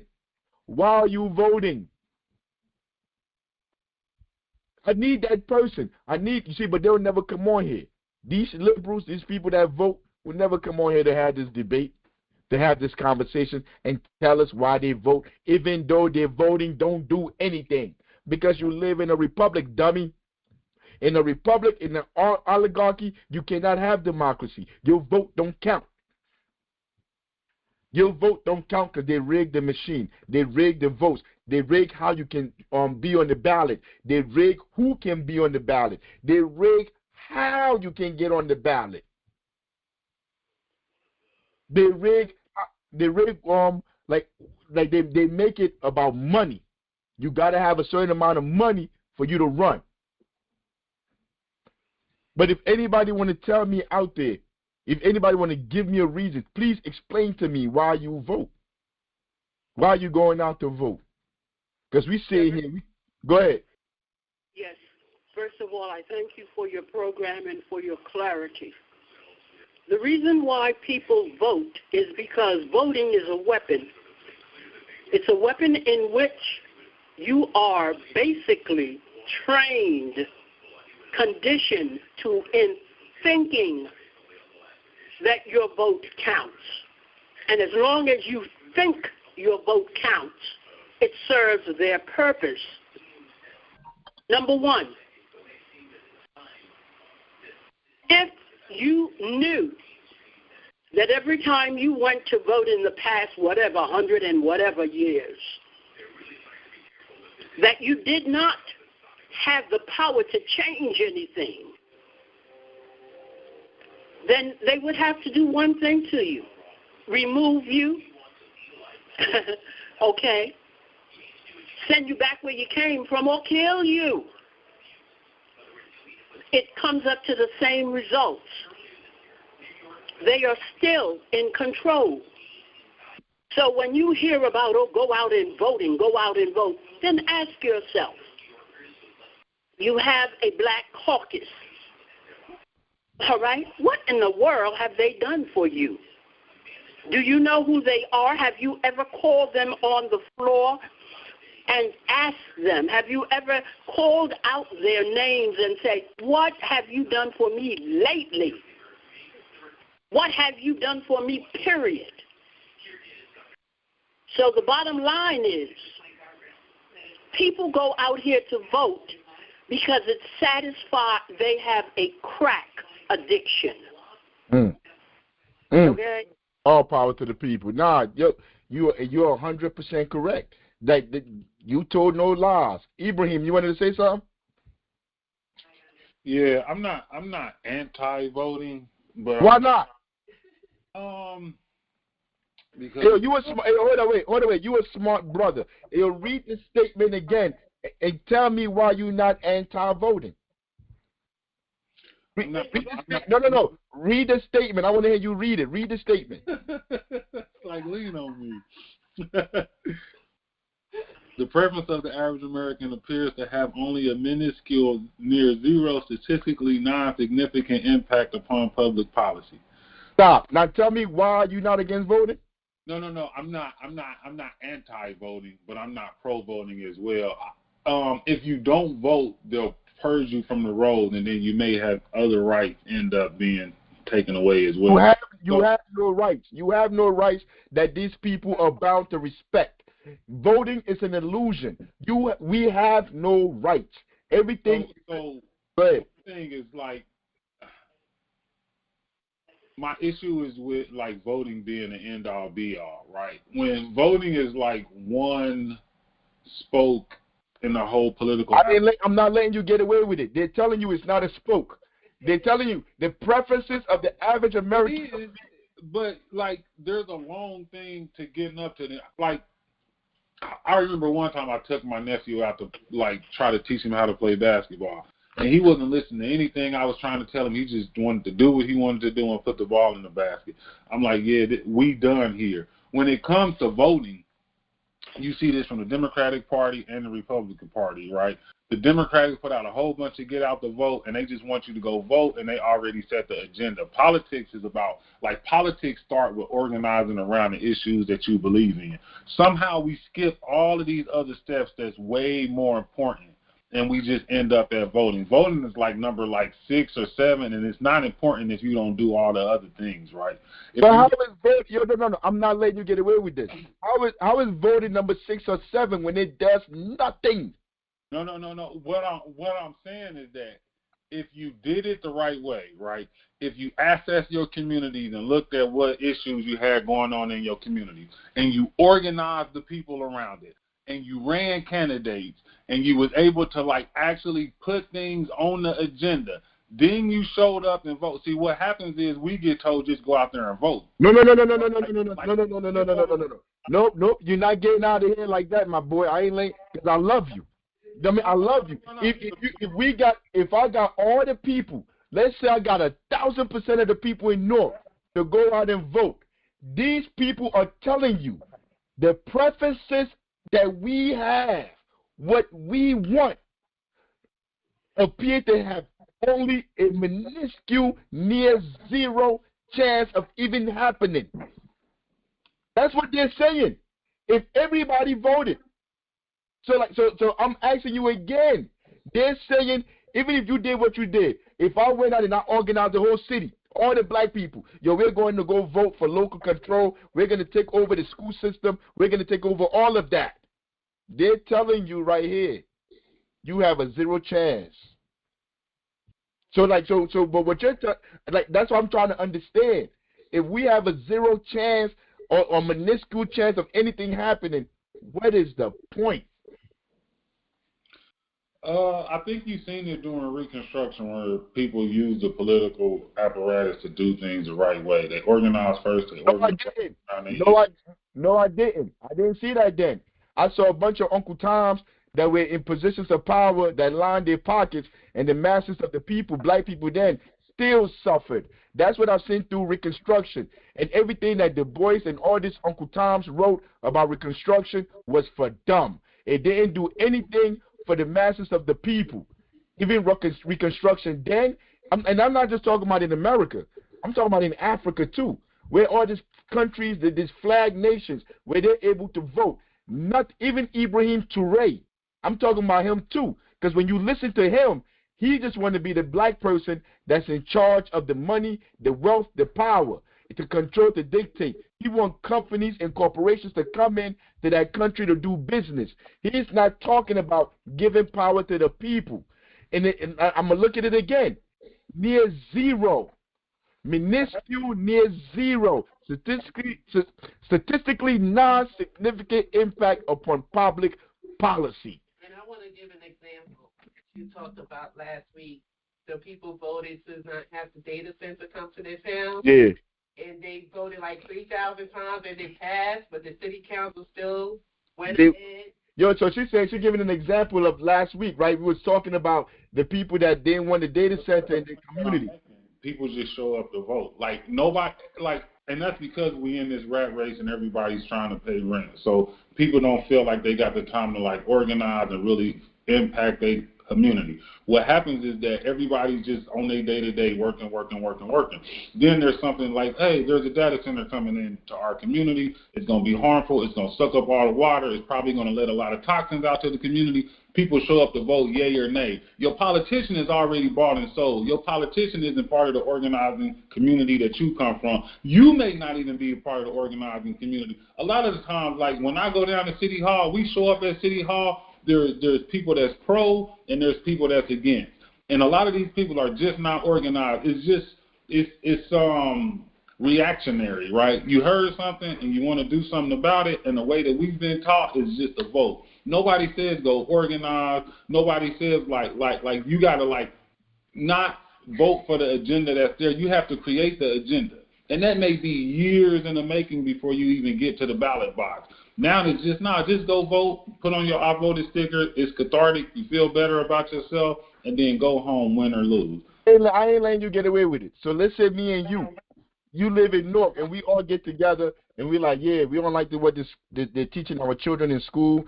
Yo, we need to go in there. We need to change the board members. We need to do what we got to do to make sure that these institutions teach our children. So we go to the ballot to go vote. This is telling you, it doesn't matter if we go there to go vote. Because the story from last week, all those people from the community went and voted. They removed all those council people, and they put new council people in there. And the shit still passed. Because I think this is telling you that people just doing things the wrong way. I'm not saying that if voting is the wrong way. No. I'm saying way before you focused on voting. Mm-hmm. I'm focused on how you start the process, not how you end the process, right? Voting gets down to yay or nay. I'm saying it's how we don't start the process right. So why even vote at that point? If you start the process right, then you can see how things is going. There's not you even gave the numbers in North where you said, hey, it's this many people that come to an election and vote. This is how many votes you need to get these seats. But nobody's organized. Man, I know people that show up to vote. And you know how you got them people outside, vote for this, vote for that. They get persuaded on who to vote for. Why they standing in line to vote? Who that in the background? That's my brother. Why he not on the show? Come here, bro. Where you go? He trying. He don't vote. He don't. Yo, that's my dude. Yo, fuck that voting shit. You heard? Yo, tell your brother I say hi, yo. Yeah, he don't care about none of that, you know. But my thing is that like because you part of a body that organizes people around issues, right? You understand like the power is in the people. I'm saying if you organized enough, you wouldn't even have to vote. You could change things without voting. The problem is we've been conditioned to vote. We haven't been conditioned to organize and use the power of the people. You can get out there and actually make something happen. And you can still vote, right? But if you don't even set the agenda, you know who's setting the agenda? The DNC owners, the RNC owners, and the billionaires. They say, like, the whole data center thing would have never came up. Right now, I think about 70-80% of the populace saying, man, fuck Israel, right? But somehow we still supporting Israel. Even in the time when Israel is saying, look, it don't matter what America do. We're going to do what we want to do, and we're going to be their welfare child. You know what I'm saying? So I'm saying, like, you got to organize around these issues. We don't come together. We don't organize. And that's like that's the, like, hill I'm dying on. It's like, we don't, like, if you ask somebody what's the issues going on in your community, they going to say something they heard on CNN. They going to say something they heard on MSNBC. They may say Delaney Hall when they can't pay their rent. When they don't have a grocery store in their community, when you got bad infrastructure, right? You may be trying to jog down the street and sprain your ankle, break your leg or something. So like like what we fight for isn't even the issues that's in our community. You got mass incarceration going on. You talked about your mother losing her house during 2008, Obama coming. My mother lost her house during Obama. You got a lot of people that say Obama couldn't do anything. Obama could do a lot. He could have did a lot. He moved the what was it, cocaine crack disparity from 100 to 1 to 18 to 1. How you stop at 18? Why not 1 to 1? Nobody was opposing you on that.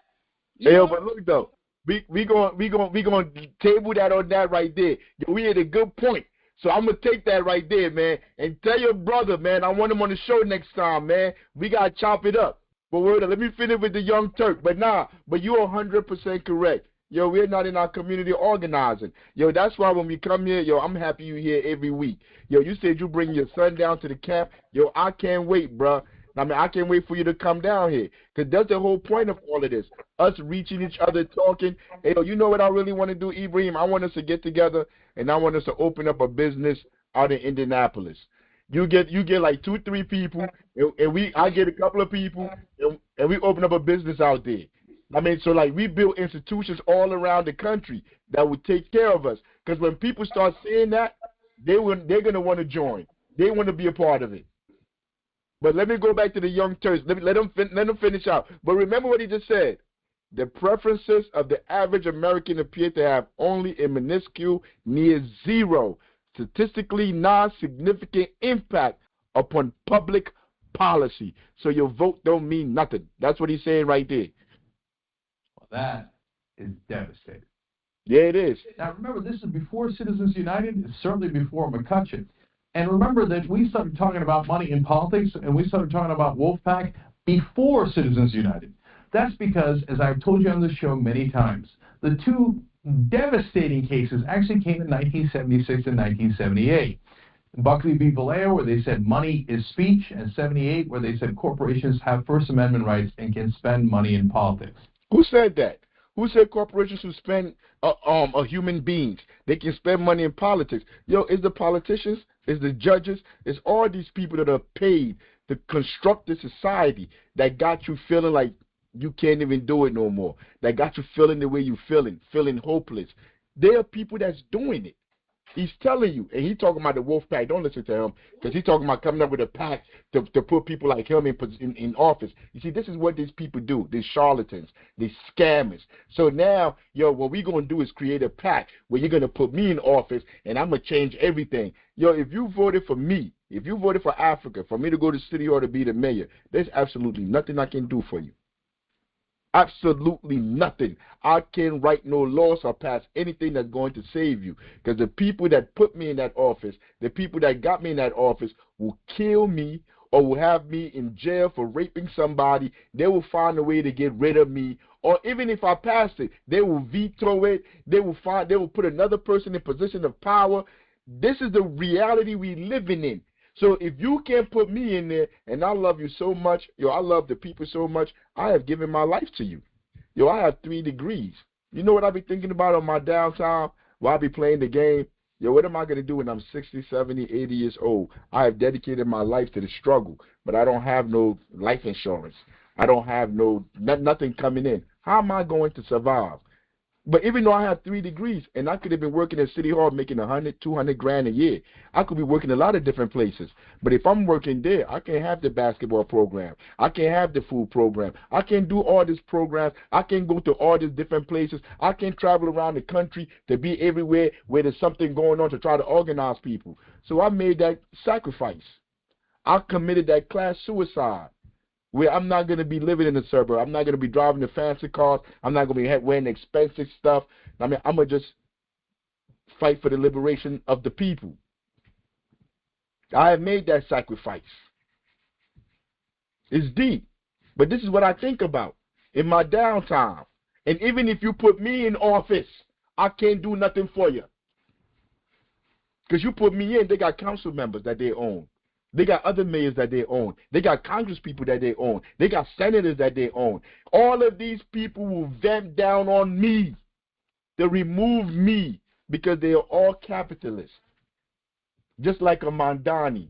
Mandani is a fraud in New York. Everybody's like, Mandani, they just won all this election. Yo, I am so happy all his people are winning. Because this is a whole new generation that's going to see that nothing is going to change. No matter which one they call themselves, democratic, socialist. Yo, I'm going to tell you a secret. Yo, come here. Come closer. Come closer. Come closer. I'm going to tell you a secret. Listen to this secret, yo. In an imperialist, capitalist government, you cannot have no socialist. It's only capitalist in that government. You can't have a socialist in a capitalist government. That makes no sense. That's crazy. The whole system is a capitalist system. So what is a socialist going to do in there? He has to do what the system demands he do. That's like saying, yo, we're going to put a black cop on the force. That's going to change how copping go. How pigs do their job. You're crazy. Once they become a pig, they go inside that job to work for the system. They're pigs now. Oink, oink. They're not here to serve you. They become a screw in the machine. It's that basic and that simple. Ever since then, it has been an evolving disaster. And since then, as you can see from this study, over 1,800 different policies, and you had almost no effect on them. Now, this would be generally called an oligarchy. So, look, a lot of times that word is thrown out and people don't know what it means. So I think it's important to define it. Policy might define it for you here, and I thought it was a good job, so let me read that to you. An oligarchy is a system where power is effectively wielded by a small number of individuals, defined by their status called oligarchs. Members of the oligarchy are the rich, the well-connected, and the politically powerful, as well as particularly well-placed individuals in institutions like banking and finance or the military. That's an oligarchy. That's what you live in. If you live in an oligarchy, what are you talking about a democracy for? An oligarchy is the opposite of democracy. You see, but they lie to you. Now when you come here, now when you come to this space, we ain't going to lie to you. I'm not going to lie to you. I know, like what Malcolm said. I'm not going to lie to you. He's going to say it in a bit. I'm going to play Malcolm because it's explaining the same thing to you. An oligarchy is a system where power is effectively wielded by a small number of individuals defined by their status, called oligarchs. Wielded. They wield it. Like what's his name? Conan the Barbarian. They wield it. An oligarchy is a system where power is effectively wielded. Power is wielded by the rich, not by you, dummy. It ain't wielded by you. An oligarchy, power is in the rich. No, I told you, when Du Bois wrote it in 1896, if you sent me that manuscript, I'm going to be like, yo, bro, you're talking about a republic? You're talking about we live in a republic and it's a democracy? What are you talking about? A republic can't be a democracy. I would have told him that back then in 1896. This is what you're living in, an oligarchy. And Chink Ugar just told you, a union busting fraud. Now, usually, Russia is referred to as an oligarchy, and a lot of other countries that are run by a small set of elites are referred to as an oligarchy, but almost never the United States. Well, it turns out, in reality, going all the way back to 1981 is when it starts. You hear this clown? When it starts. You see, like, just take out the good stuff and leave the bad stuff. It did not start in 1981. It started when they started before they even brought slaves over here. Because before they brought the slaves, they were over here killing the natives that were here. And no, if you black, you're not native. You're not a Native American. I can stand you people talking about I know black. I'm not African. I'm from Chickasaw, Navajo. Shut up, dummy. You black. You black. Looking like you from Ethiopia, talking about you a Native American, you big dummy. Because people don't want to be associated with the losing side. So now nobody's from Africa.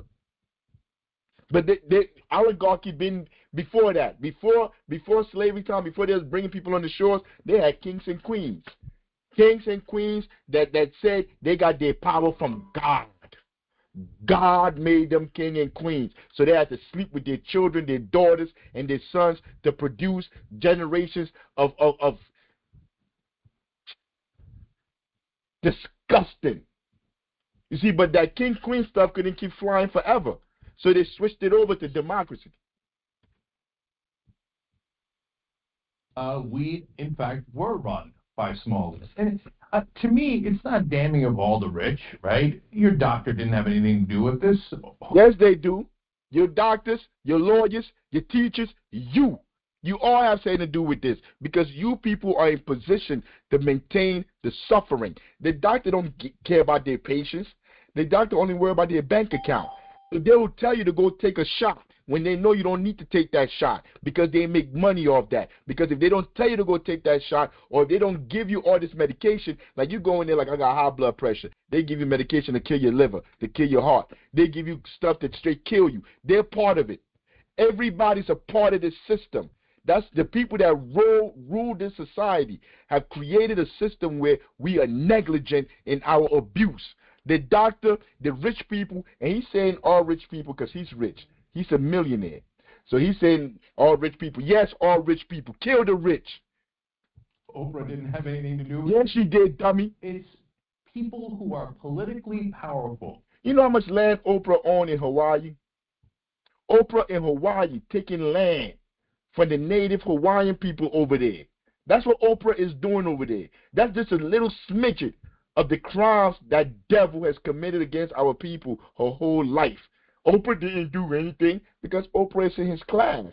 Look at him. You could tell he's lying. Look at him. You could just see the gas bagging all in his face. Also, not only Oprah, also those people that traveled back to Africa, to Ghana, taking over them people land, talking about they going back home, dual citizenship. They won't give up their American citizenship, though. So they doing dual citizenship so they could go over there and be the powerful people that they can't be here. The new slave masters. The black people here. You got black people, black politicians. They stealing all this money like Ras Baraka. He ain't Newark. Stealing all this money from the people here and going to Africa, going to Ghana to go build communities over there. To go over there and take over the land over there. This is diabolical. While you're sitting here talking about, I'm about to go vote. Use that power to their advantage and to your disadvantage. Now, to that point, let me go to a different set of numbers put together by other professors that recently got news too, which is very important. Let me show you a chart here of how the different percentages did in America since 1980.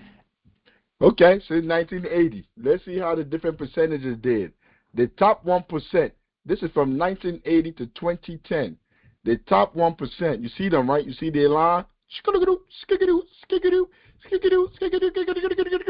Then they come down a little bit. Remember, we still ain't nowhere close to where we at. We at the bottom, we ain't nowhere close. It come down, then they go right back up. What is this, from 2000 what? What would you say? This was 2000 what? 2001, 2, maybe 2002? 2000, who was that? Bush? Bush was in office? All the way here. Then we had the financial recession. This had to be like 09 right here. It came down. This is like 010. This is like Obama, during Obama era. You see it going up? So to me, if you kept going, this 2010, if you kept going, I'm sure it kept going this way. It kept going up. It hasn't come back down. Remember, everybody lost their homes around here. You see how it's going up? This is during Obama time. Obama came in 08. Obama came in 08. Look, it was dropping under Bush because Bush done messed up the whole thing. Bush messed up the whole show. But look, then it started growing up. Now let's see next 19 percentile. So like this is the filthy rich. This is the rich. Look at them. You see how their stuff is going up? See how it's going up? The middle 60%. Look, middle 60%. Where that blue line right here.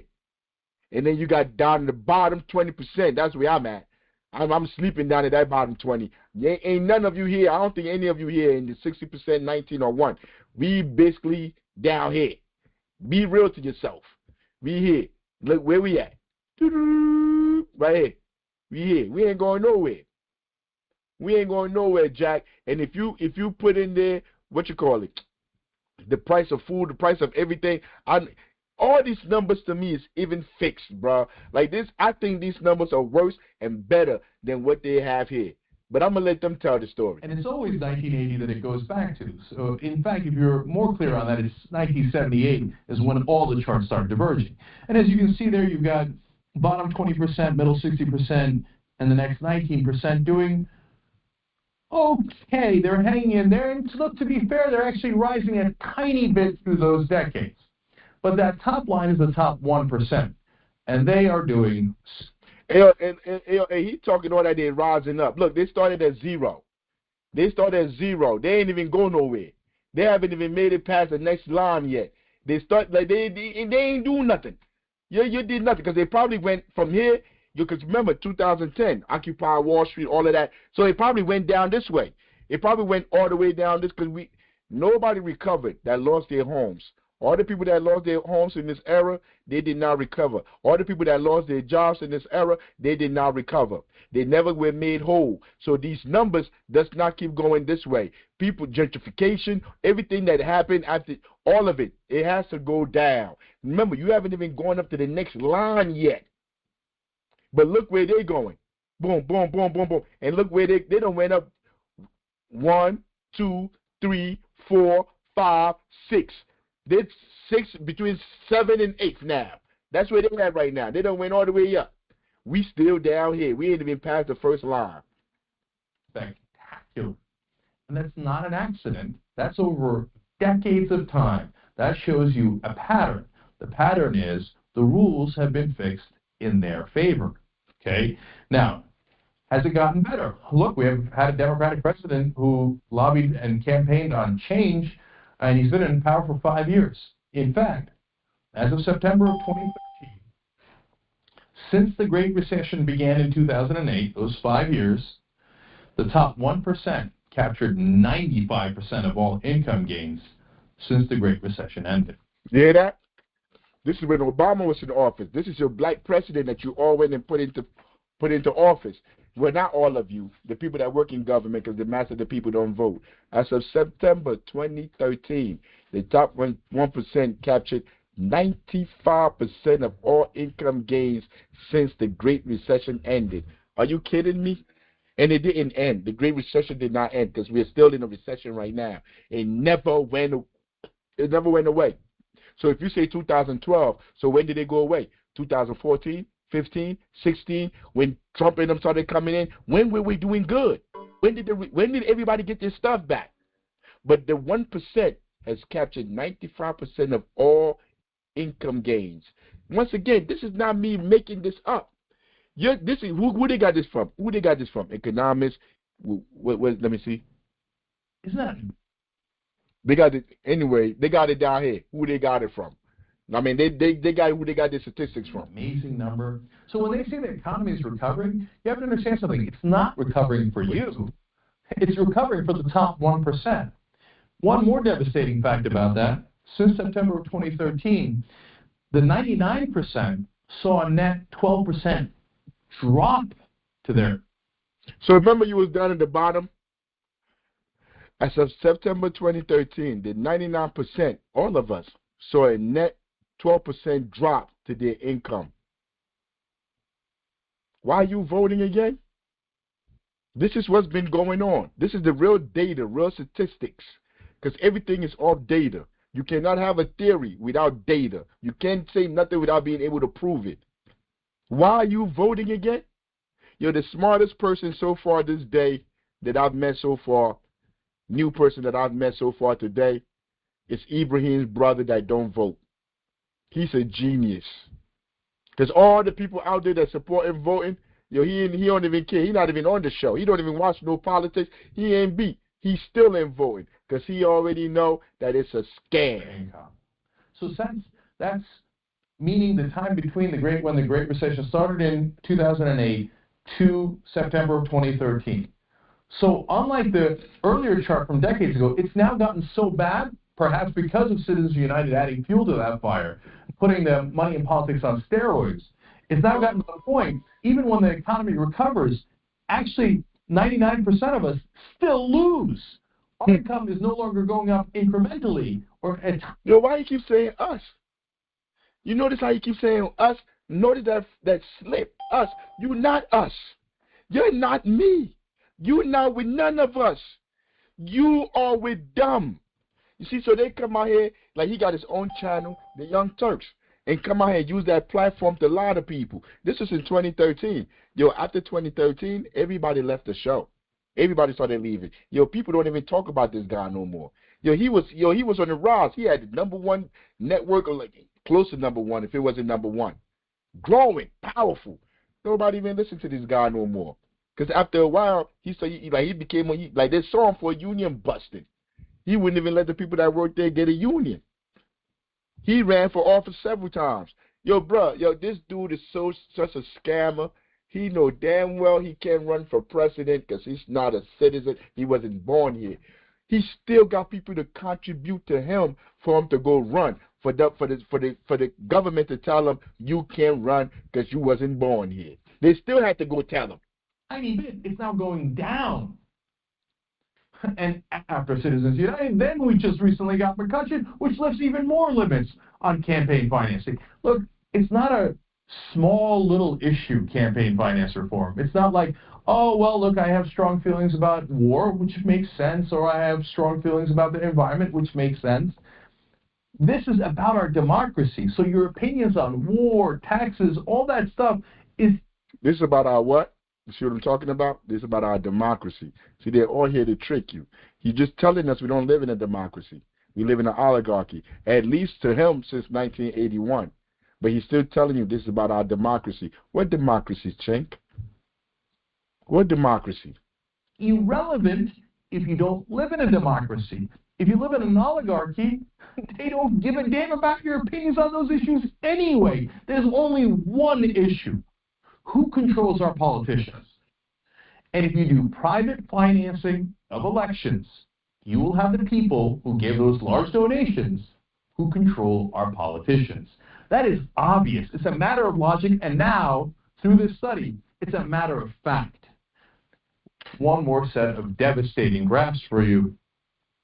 First of all, the study's conclusion on our democracy, just to be clear, is America's claims to being a democratic society are seriously threatened. You see, this once again, these are the people that's doing this study. America's claims to being a democratic society are seriously threatened. You just say we didn't have a democracy. You just said our voting don't mean nothing. But you're telling me again, because you got to be careful. You got to still be able to work at Princeton. So you got to say stuff like, yeah, it's seriously threatened. Seriously threatened. Now, I tend to think that they're understating that. I think at the national level, not at the state level, not at the local level. And this is what they're always going to tell you. Not at the state level, not at the local level, but all the way up at the federal.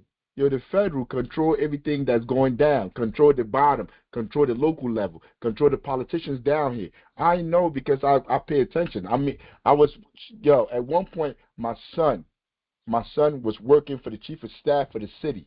I mean, like, I used to be at City Hall sitting there for years. I used to be down there like I was a reporter, documenting everything they were saying, because this is when I was going to school.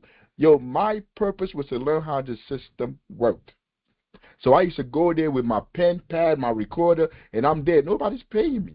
I'm in the meetings with the mayor, I was there when they were trying to change North public schools to charter school. And I'm there with my recording and everything, recording these people, because these meetings are open. Anybody could go to the meetings. Because most people are at work. They had their 3 jobs. I used to be in the meetings, sitting there, listening to these people lie. Listen to these people talk about how they're going to come in our community and what they were going to do to our community. I sat there and heard all of it. I know these people for the devils that they are. All of them. They still here. I see them. I mean, yesterday when we went to the event, there was this old man that was sitting behind me. He with the NAACP. He with the city. He's been a teacher his whole life in the community. And I turned around and looked at him like, what are you doing here? I'm like, this is a gathering of activists that are trying to change the current reality. I'm like, you have been working for these fake organizations, for the NAACP. You've been working in these schools that have been socially conditioned our people to be idiots. Why are you sitting here? After a while, he got up and left. I walked out in the hallway, and I'm like, none of this is personal. You're supposed to be an intellectual. You work in the school system. You call yourself an educator. How can you tell any of our people that whatever's happening in those buildings is education? You know that is social conditioning. You know all our revolutionaries told us to build our own institutions, but you sit here and you prop up empire. And then, like, when I see you, expect me to treat you with respect. I'm just being honest with you. You're like, the last time you saw me somewhere, you was real disrespectful. I'm like, where I saw you at? He was like, it was a forum with the NAACP about the school board. I'm like, I was disrespectful? I'm like, or you was being disrespectful. The NAACP was being disrespectful. How do you have a forum about educating our children, but we cannot speak? The people cannot ask no questions to the politicians. I'm like, that's COINTELPRO-ish that y'all did. I'm like, you should be ashamed of yourself for doing something like that. But you're saying I'm disrespectful to you. We talked for a little bit. He left on a good note. But he's like, but I was real with him. I told him what I really thought, what I felt, why I felt that way. And when he left, go home and go think about it, because he's like 70 years old probably, 60-something, almost 70. Go home and think about it. I'm like, before you leave this planet, this is the legacy you want to leave, that you was working with the NAACP and all this organization that got their foot on the neck of our people. I'm like, you're going to die soon. I'm like, I'm going to die. We all going to die soon. I'm like, this is the legacy you want to live? But some people don't care. All they're worried about is taking care of themselves. I've seen democracy work there. But at the national level. Oh, I've seen democracy work there. There's no democracy on the local level. It's worse than the federal government. Because in the lower level, nobody watches. There's nobody to hold these people accountable. They're just stealing from... Talking about Washington, D.C., it is not seriously threatened. It's gone. It's over. I mean, look, you just saw the numbers. But I'll give you more, as I said. Here are the graphs. Average citizens' preferences. How much did it affect policy? There you go right here. Average citizen preferences, how it affects policy. Percentage of cases, that's the gray column, predicted probability of adoption. Okay, let's see how that go. The line is what you have to concern yourself with there. Right. Well, that's what they're talking about when they say your opinion is insignificant. It did not make any difference. Nothing. Flat. Flat. Sorry. Flat. Not interested. Nothing. All right. Well, if all the lines are that way, you might say, oh, okay, well, at least it's fair. Let's take a look at the line for economic elites' preferences. Hey, I want to do the laugh that Jeremy be doing. Hey, Papa, you know how to do that laugh Jeremy be doing? Look at the rich, Look at the rich. Look at the line. Look at the line. How did your line go? How was our line?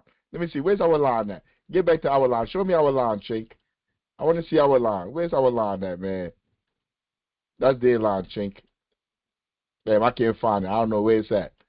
I wanted to see our line one more time, but oh well. I'm going to go on. If I can't find it, it's okay. We'll be all right. There's our line. Hey, this is too funny, dog. This is like too funny. That's our line. Where's their line at? We flat. Where's their line? Show me their line, Chink. Look at their line. Look at their line. The line that says it was highly correlated to the policy. The policy was connected to what the economic elites preferred. That is not an accident. It is by design.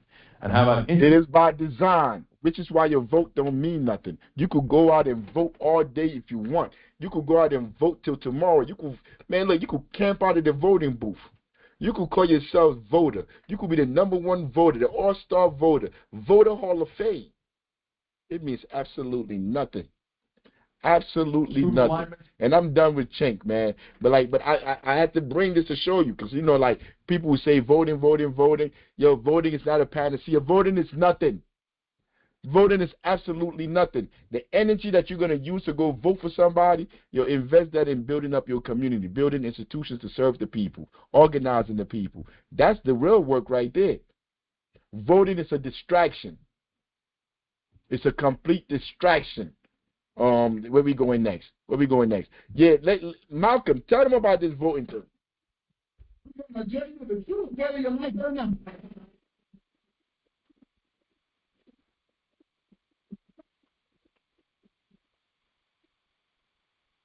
Here in the North, they have the same thing. The Democratic Party don't do it. They don't do it that way. They got a thing that they call gerrymandering. They maneuver you out of power. Even though you can vote, they fix it so you vote for nobody.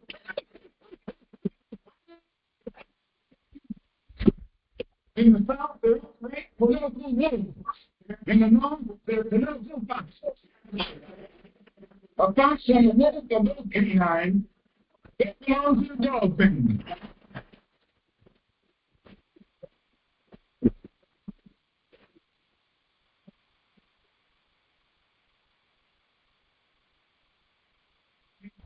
You pick your choice. You're going to choose a northern dog or a southern dog.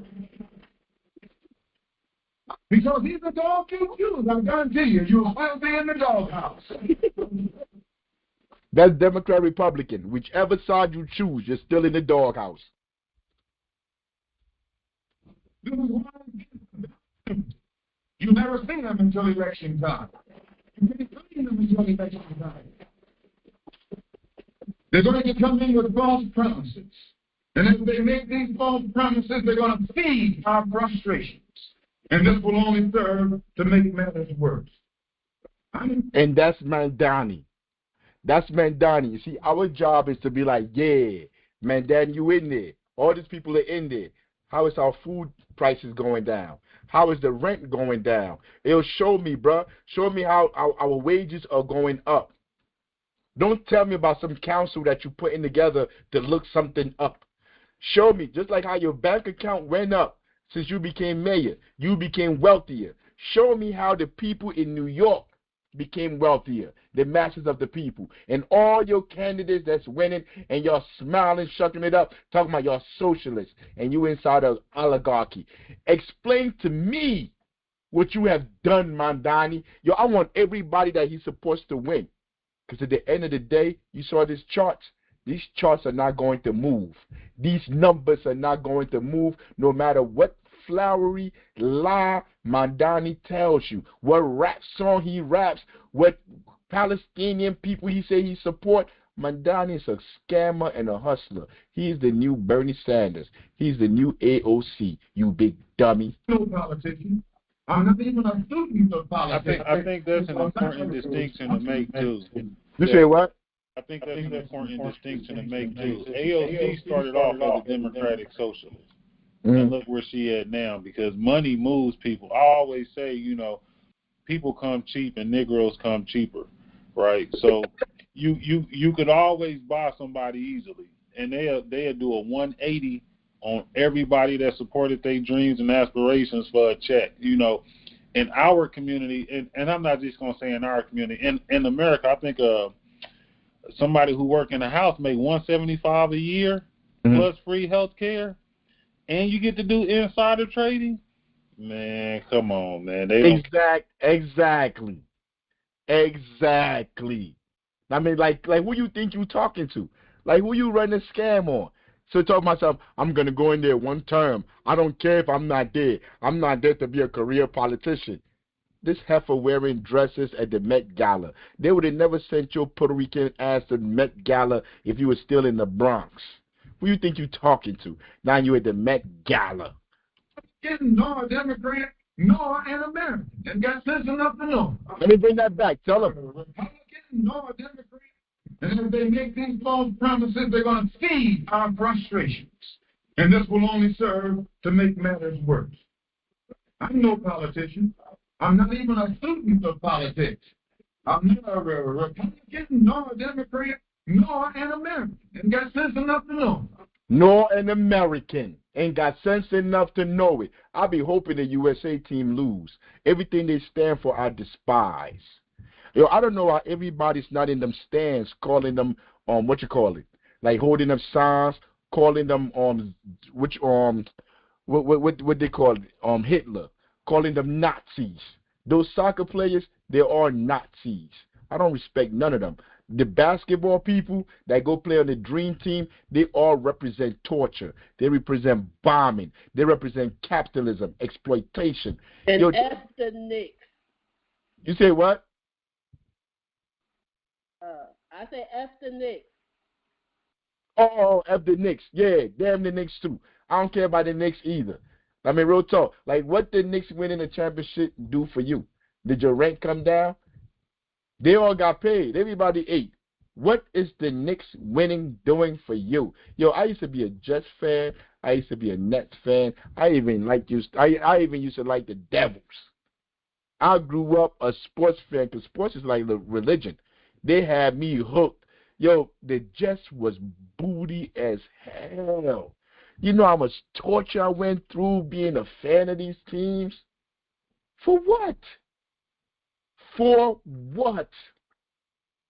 And I got sense enough to know it now that I'm not an American. These rules don't govern me. They have, there is no law these people are bound to respect when they come to me.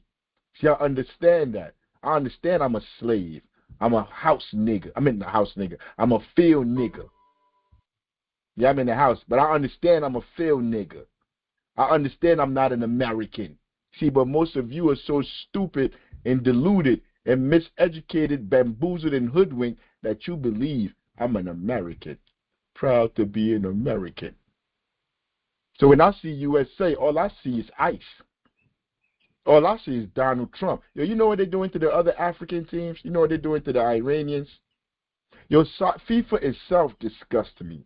I love soccer. I love football. I love football. Yo, I'm telling you, yo, I know you got some football fans out here, American football and basketball fans. Yo, there's nothing that compares to soccer. I'm going to use that now because that's what the term we all know. There's nothing. There's no other sport that compares to that, bro. Like when you watch it and when you understand it, when you see the movement, the discipline, why you think we can't win as Africans? No African team has ever won the World Cup. Bigger, stronger, faster, but we can't win because we're not good within. Our best players go play for European teams. Our best players playing for France. If you put the World Cup on and you see France up there, they look blacker than the Ghana team. Because all our talent goes and play for master. And these people, you can't even talk to these people to like say to them, like, go play for African country. Yo, imagine if they put a dream team together, because they could actually do it. Africa has never won a World Cup. The next World Cup, they organize, and let's say the 7, 8 best African players all play for one African country. Yo, we coming out to break the back of FIFA. We're coming out to break imperialism, white supremacy. We're going to do this for the people. Yo, you know how big that World Cup would be? The dream team of soccer, put them all together, go play all these white teams, this European, Argentina with Messi. Messi, you go one-on-one with Mbappe. Go one-on-one with him, Messi. Gather all the best African players and put them on one team. Because you know they broke up Africa with these lines, with these wars, to break up the whole country. I don't care, send them to Senegal. Send them somewhere. A team that already got placed, and you stack them. And they out there like the dream team. What was the dream team? All black people. Michael Jordan, Magic Johnson, this, that. Dream team went around beating everybody in the world for America, for those stripes.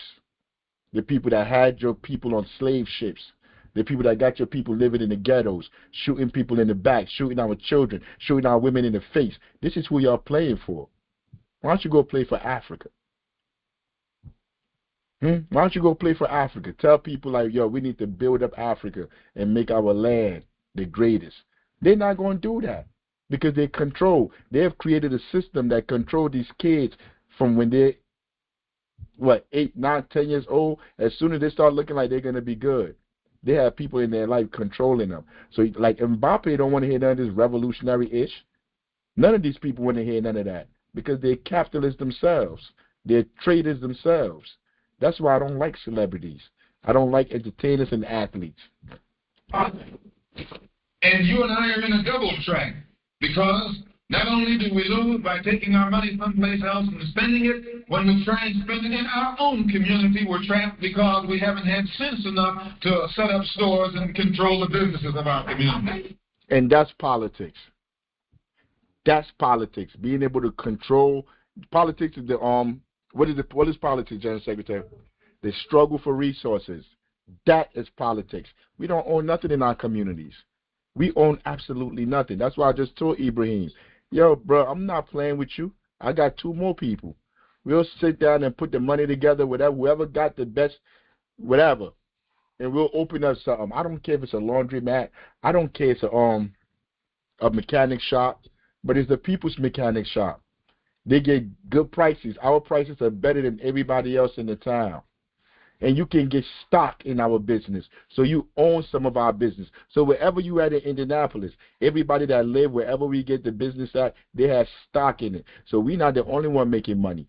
Everybody there in that community is making money. So where you think they're going to go? Because the better we do, the better they do. Where you think they're going to go to get their cars fixed? They're going to come to us. But we haven't built none of this infrastructure. While we talking about going to vote and marching and begging people, talking about whose streets. Nick, yo, you know what? I was about to curse. Controlling the stores in the community is a man who doesn't look like we do. He's a man who doesn't even live in the... They look like us now. They look like we do now. The people that own our homes, they look like us now. Yo, it's not so much about racism no more. Because the landlords, the slumlords, is now Negroes. It's tied to their pensions, to their school pensions. We are our own oppressors now. This is how diabolical the slave masters are. So you and I, even when we try and spend our money in the block where we live or the area where we live, we're spending it with a man who, when the sun goes down, takes that basket full of money in another part of the town. And then he goes on to say we're trapped, double trapped, triple trapped. No matter what you do in this system, you're trapped. It's all fixed. The deck is fixed for you to fail. That's what it's telling you. This is the black guy. This is the black guy that ran over the person that worked at Geo Group. Look at him. Look at his double neck, his double chin. Huh? Who? Who's Cord? Oh, my God. Hey, Cord. You hear Cord? Man, I smooth forgot. Is Cord still here? Hey, I'm still here. Give me 1 second.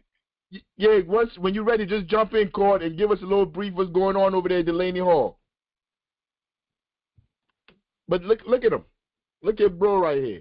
He's over there working at a concentration camp. So just imagine if he was working on a slave plantation and then somebody on the plantation was out there protesting saying we need to go home. Yo, he would use the horse and come out there with the whip to beat them. Suspect identified in the hit and run of Delaney Hall protester. A suspect has been identified in the Father's Day hit and run of a protester outside Delaney Hall, the Newark Detention Center. Thomas K. Brown, 38 of Newark, has been identified as a suspect in assault by order of a pedestrian, according to Newark Public Safety Director Emmanuel Miranda. That ain't no white name right there.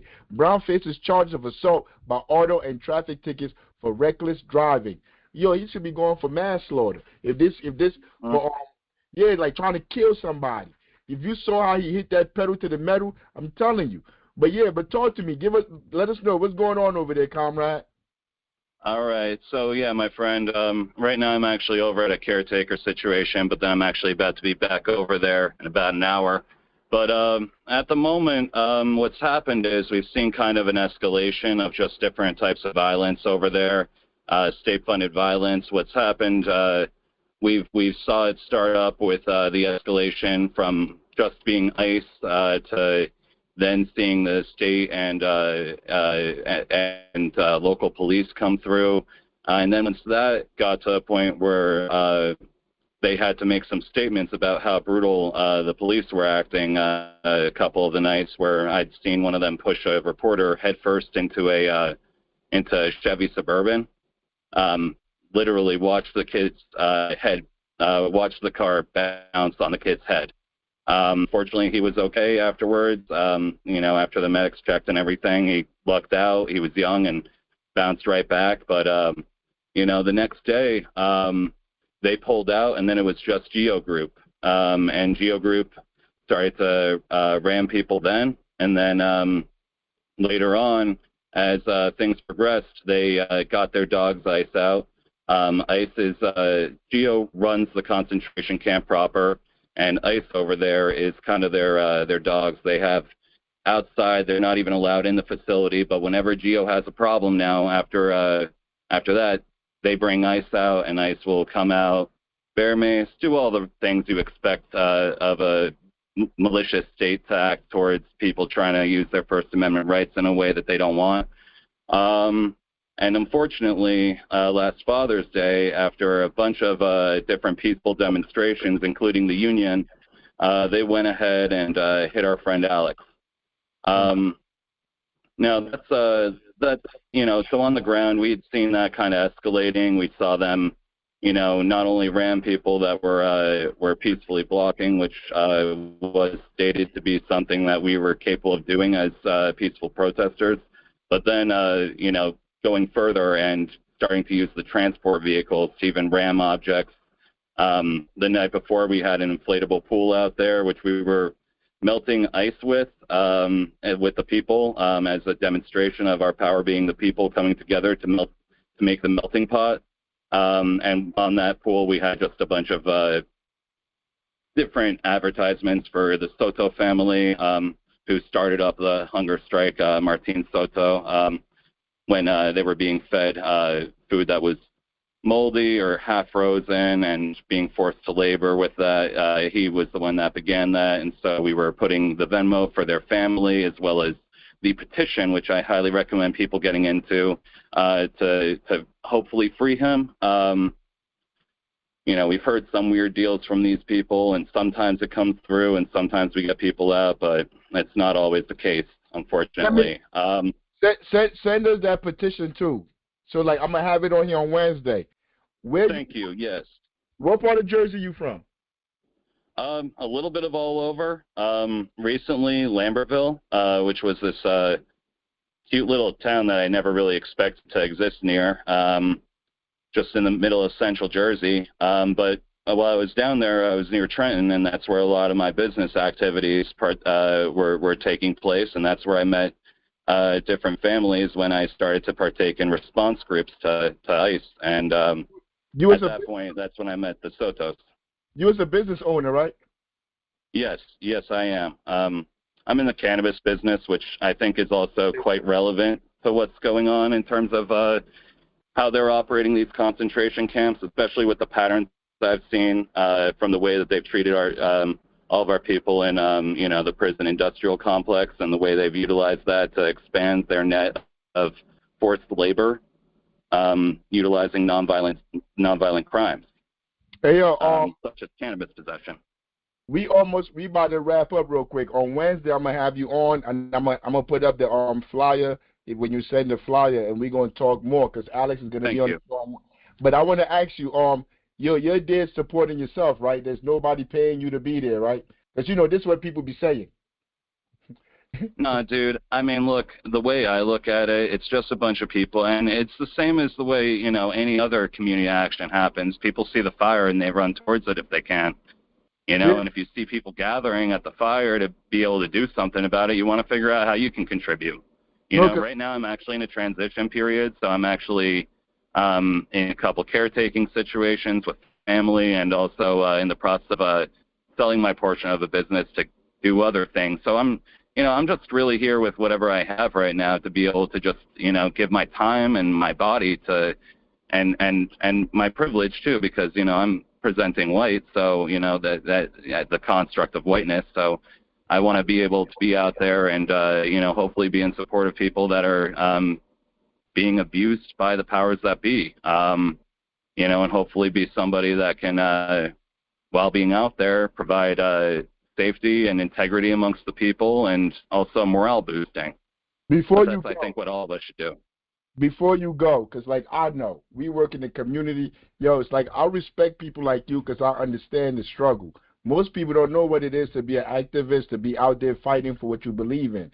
They actually think like we make money, that we're rich, like people giving us money. Don't nobody give me nothing. So before you go, I want you to give your Cash App. If you put it in the chat too. If you support what the brother is doing out there, yo, I told him already. When we cook, Patience, you cooking tonight? She said she's not cooking tonight. She on some bullshit. But when she cook tomorrow, I'm gonna bring you a plate, bro. What we eating, you gonna eat. Oh, thank you. Yeah, if you support what they doing out there, tell them the Cash App.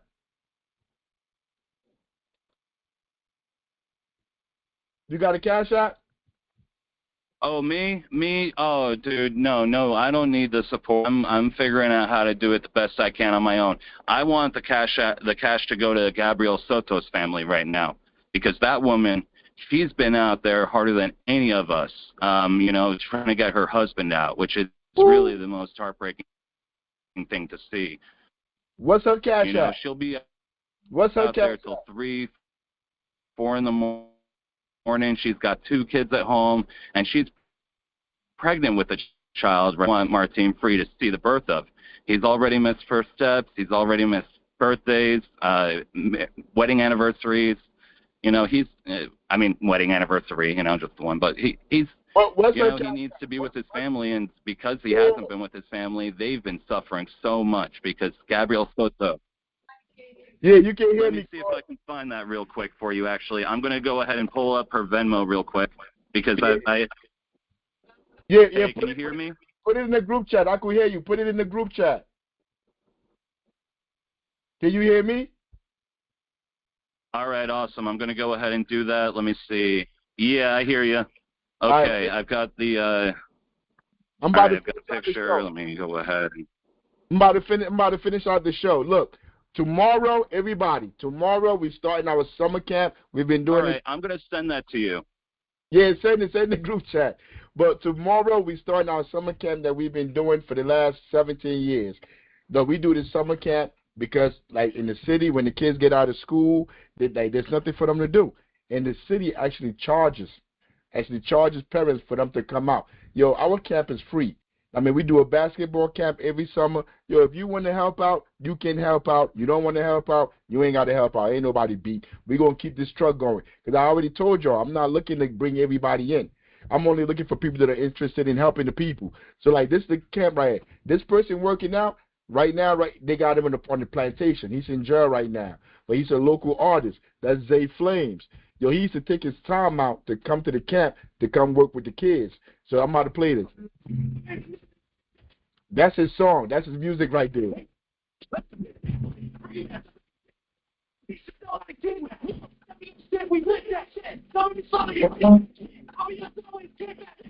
Shit is gonna get wet. So I'll be outside the house. Come outside, shit is gonna get wet. I'm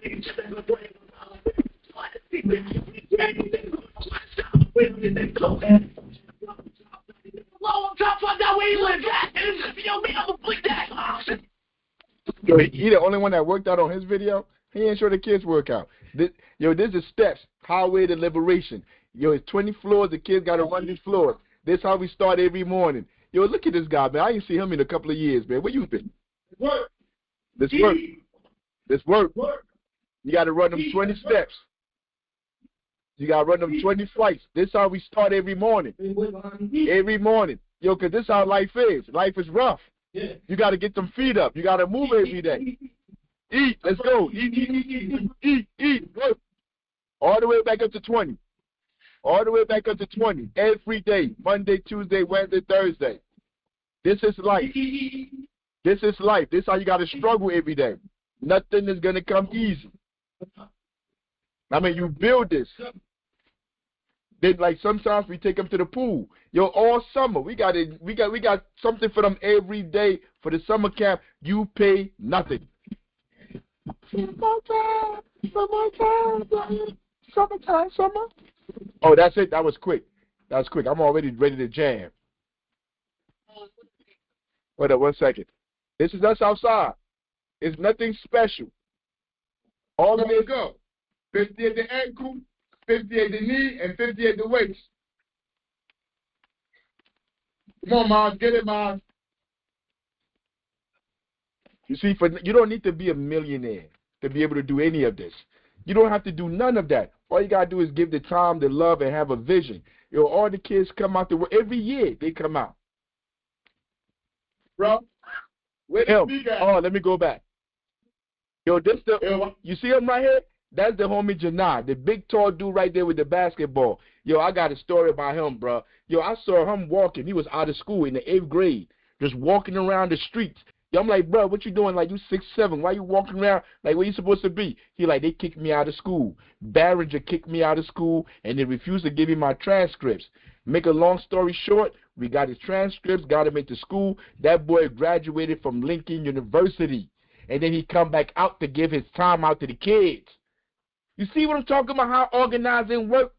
When you invest in them, he was just walking the streets in North. Now he done graduated from the university. He's working. He was a teacher at the school, and now he out there working with the kids. Yo, this is what I'm talking about. This is revolution. When you're able to change people's reality. I mean, well, not me changing it. Me dealing with him enabled him to change his own reality. Excuse me, we can't do it for nobody. But look at him. I mean, people ask me like, yo, where's the results? Yo, the results are in the video if you pay attention. Oh, you didn't put the speaker on, bro. Where the speaker at? Oh, and he won the championship at Lincoln University. Yo, once you finish, all right, I'm on. See this building right here? The building, oh no, this building back here, that's the youth house. That's crazy. That's the youth house. This is the homeless people. Like, this is what it's around us. This is in the community. The police station is right next, is somewhere, whatever. But this is what we got. This is the background to our lives. A police state. But yeah, this is our Cash App, Venmo, all that stuff, whatever. If you want to donate to what we're doing, because we got the food program, after school stuff, we got all this stuff we got going on in the community. If you want to support, you want to be a part of it, man, damn support. I really want you to be a part of it. Because I'm going to go back. Because wherever you at, this is the boxing gym during the school year. We have an after-school program. You see that? You raise 0 or 5,000 gold. But you know why? Because, hey, man, we ain't got nobody to see what we're doing. There's nobody pushing what we're doing. So, like, nobody even know we have this stuff out. That thing says 0 or 5,000. Damn. I ain't even been looking. Oh, look at that. 445 raise of 6,000. I mean, but anyway. But, yeah, but we out here, man. If you want to help, you want to be part of what we're doing, pull up. Look, you can cop you a hoodie. You can cop a T-shirt. I mean, you can do whatever you can to support. I mean, get you one of them hoodies, man. Them things is tough. All right, stop right here. Go ahead. All right, we're also looking for volunteers. That means we're looking for people that could donate their time, resources, knowledge, and or support. Chairman. Yes. Peace and blessings to you and Sister Patience. Oh, power. The gym is still, yeah. Listen, the gym is still open on Sunset, right, brother? Yeah. The gym is still on Sunset. Yes. What is that exact address? Because we rolled by it last week. I wanted to come in and see you, but Sister Arlene said, I don't know where it is. I said, it's on Sunset. She couldn't find it, but what is the exact address? It's 24 Sunset Avenue, but for the summertime, we're doing the summer camp now. So we're not the boxing is only after school. All the kids are out of school right now. It's an after school program. So right now we gonna be doing the summer camp. But if they need to talk to me, give them my number. Give them my number, and you keep man. Tell me when to come to your house. Tell me when. Listen, I was about to say I'm coming to you. I know you. You don't have to give out your address, but Patience will be on the network meeting tomorrow night. She can give it to me. I'm gonna come see you this week because I was down in Shabazz last week to see Miss Tripp, so we could do a health program for the kids in Shabazz and a Weekway. So we went to both of those schools last week. Huh? You eat burgers? You like grilling? Brother, I'm raw food, brother. Oh yeah, healthy. Me back on the meat kick. No. Whatever you eat, we having a cookout on the 4th. I will come pick you up so you can come chill with us on the 4th. We do it for the community every year. I would love for you to come, just kick back, sit down, chill, and if you eat raw food, I'm gonna have some raw food for you. Okay, I'm coming down the 4th. I don't need you to pick me up. I just need you to pick those kids up like you're doing. You know, I can make my way down. I can make my way down there with some of our comrades on this network. So I'll definitely. What time does that start, brother? It starts around 3, 4 o'clock, but we're gonna be there all night till we do the fireworks at night and everything. But I'm gonna let you know. I'm gonna send you the information. Everybody's invited. Everybody invited to come through. We do it for the community. So but we go ahead. So the kids are in the gym after school. Up on 24 Sunset. Yes. Okay. But school is out for the summer. Right, I know school's out for the summer, so nobody's in the gym box, none of the kids are in the gym box, anything? No. We not. The kids are not in the gym. Right? Like we doing a summer camp now, so we're gonna be outside at the park every day from 9 to about 1 o'clock doing the summer camp. Branchbrook or Weequay? Branchbrook is closed because they're doing remodeling. They took all the ramps down, so we're gonna be on Sussex Avenue, right next to the youth house. Oh, okay, I know where that is. Yeah, we'll be right over there. When I was a younger man, I ran all through Newark before I started promotion. I know where it's at, brother. I got you. I appreciate you, but July 4th, count on me to be down. I'm gonna bring my little folding chair along with some of our comrades up here, and we're gonna sit back and relax. All power to the people. My mother gonna be there too. You're gonna get to meet the whole family. That's cool. I look forward to it. All power to the people. Peace and blessings, brother, and sister Paige, and listening audience. All power to the people. Volunteers are needed. We're looking for people that can volunteer their time, their resources, knowledge, or support, especially for our summer camp. We cannot have enough help. We need more and more and more. But also food program, housing assistance program, clothing. We help people get their motor vehicle IDs or state IDs. We need people to come help and volunteer for these services. You don't have to be a Panther. You just have to love the people. All power to the people. Yo, like we want to take people down to the prisons to go see their loved ones.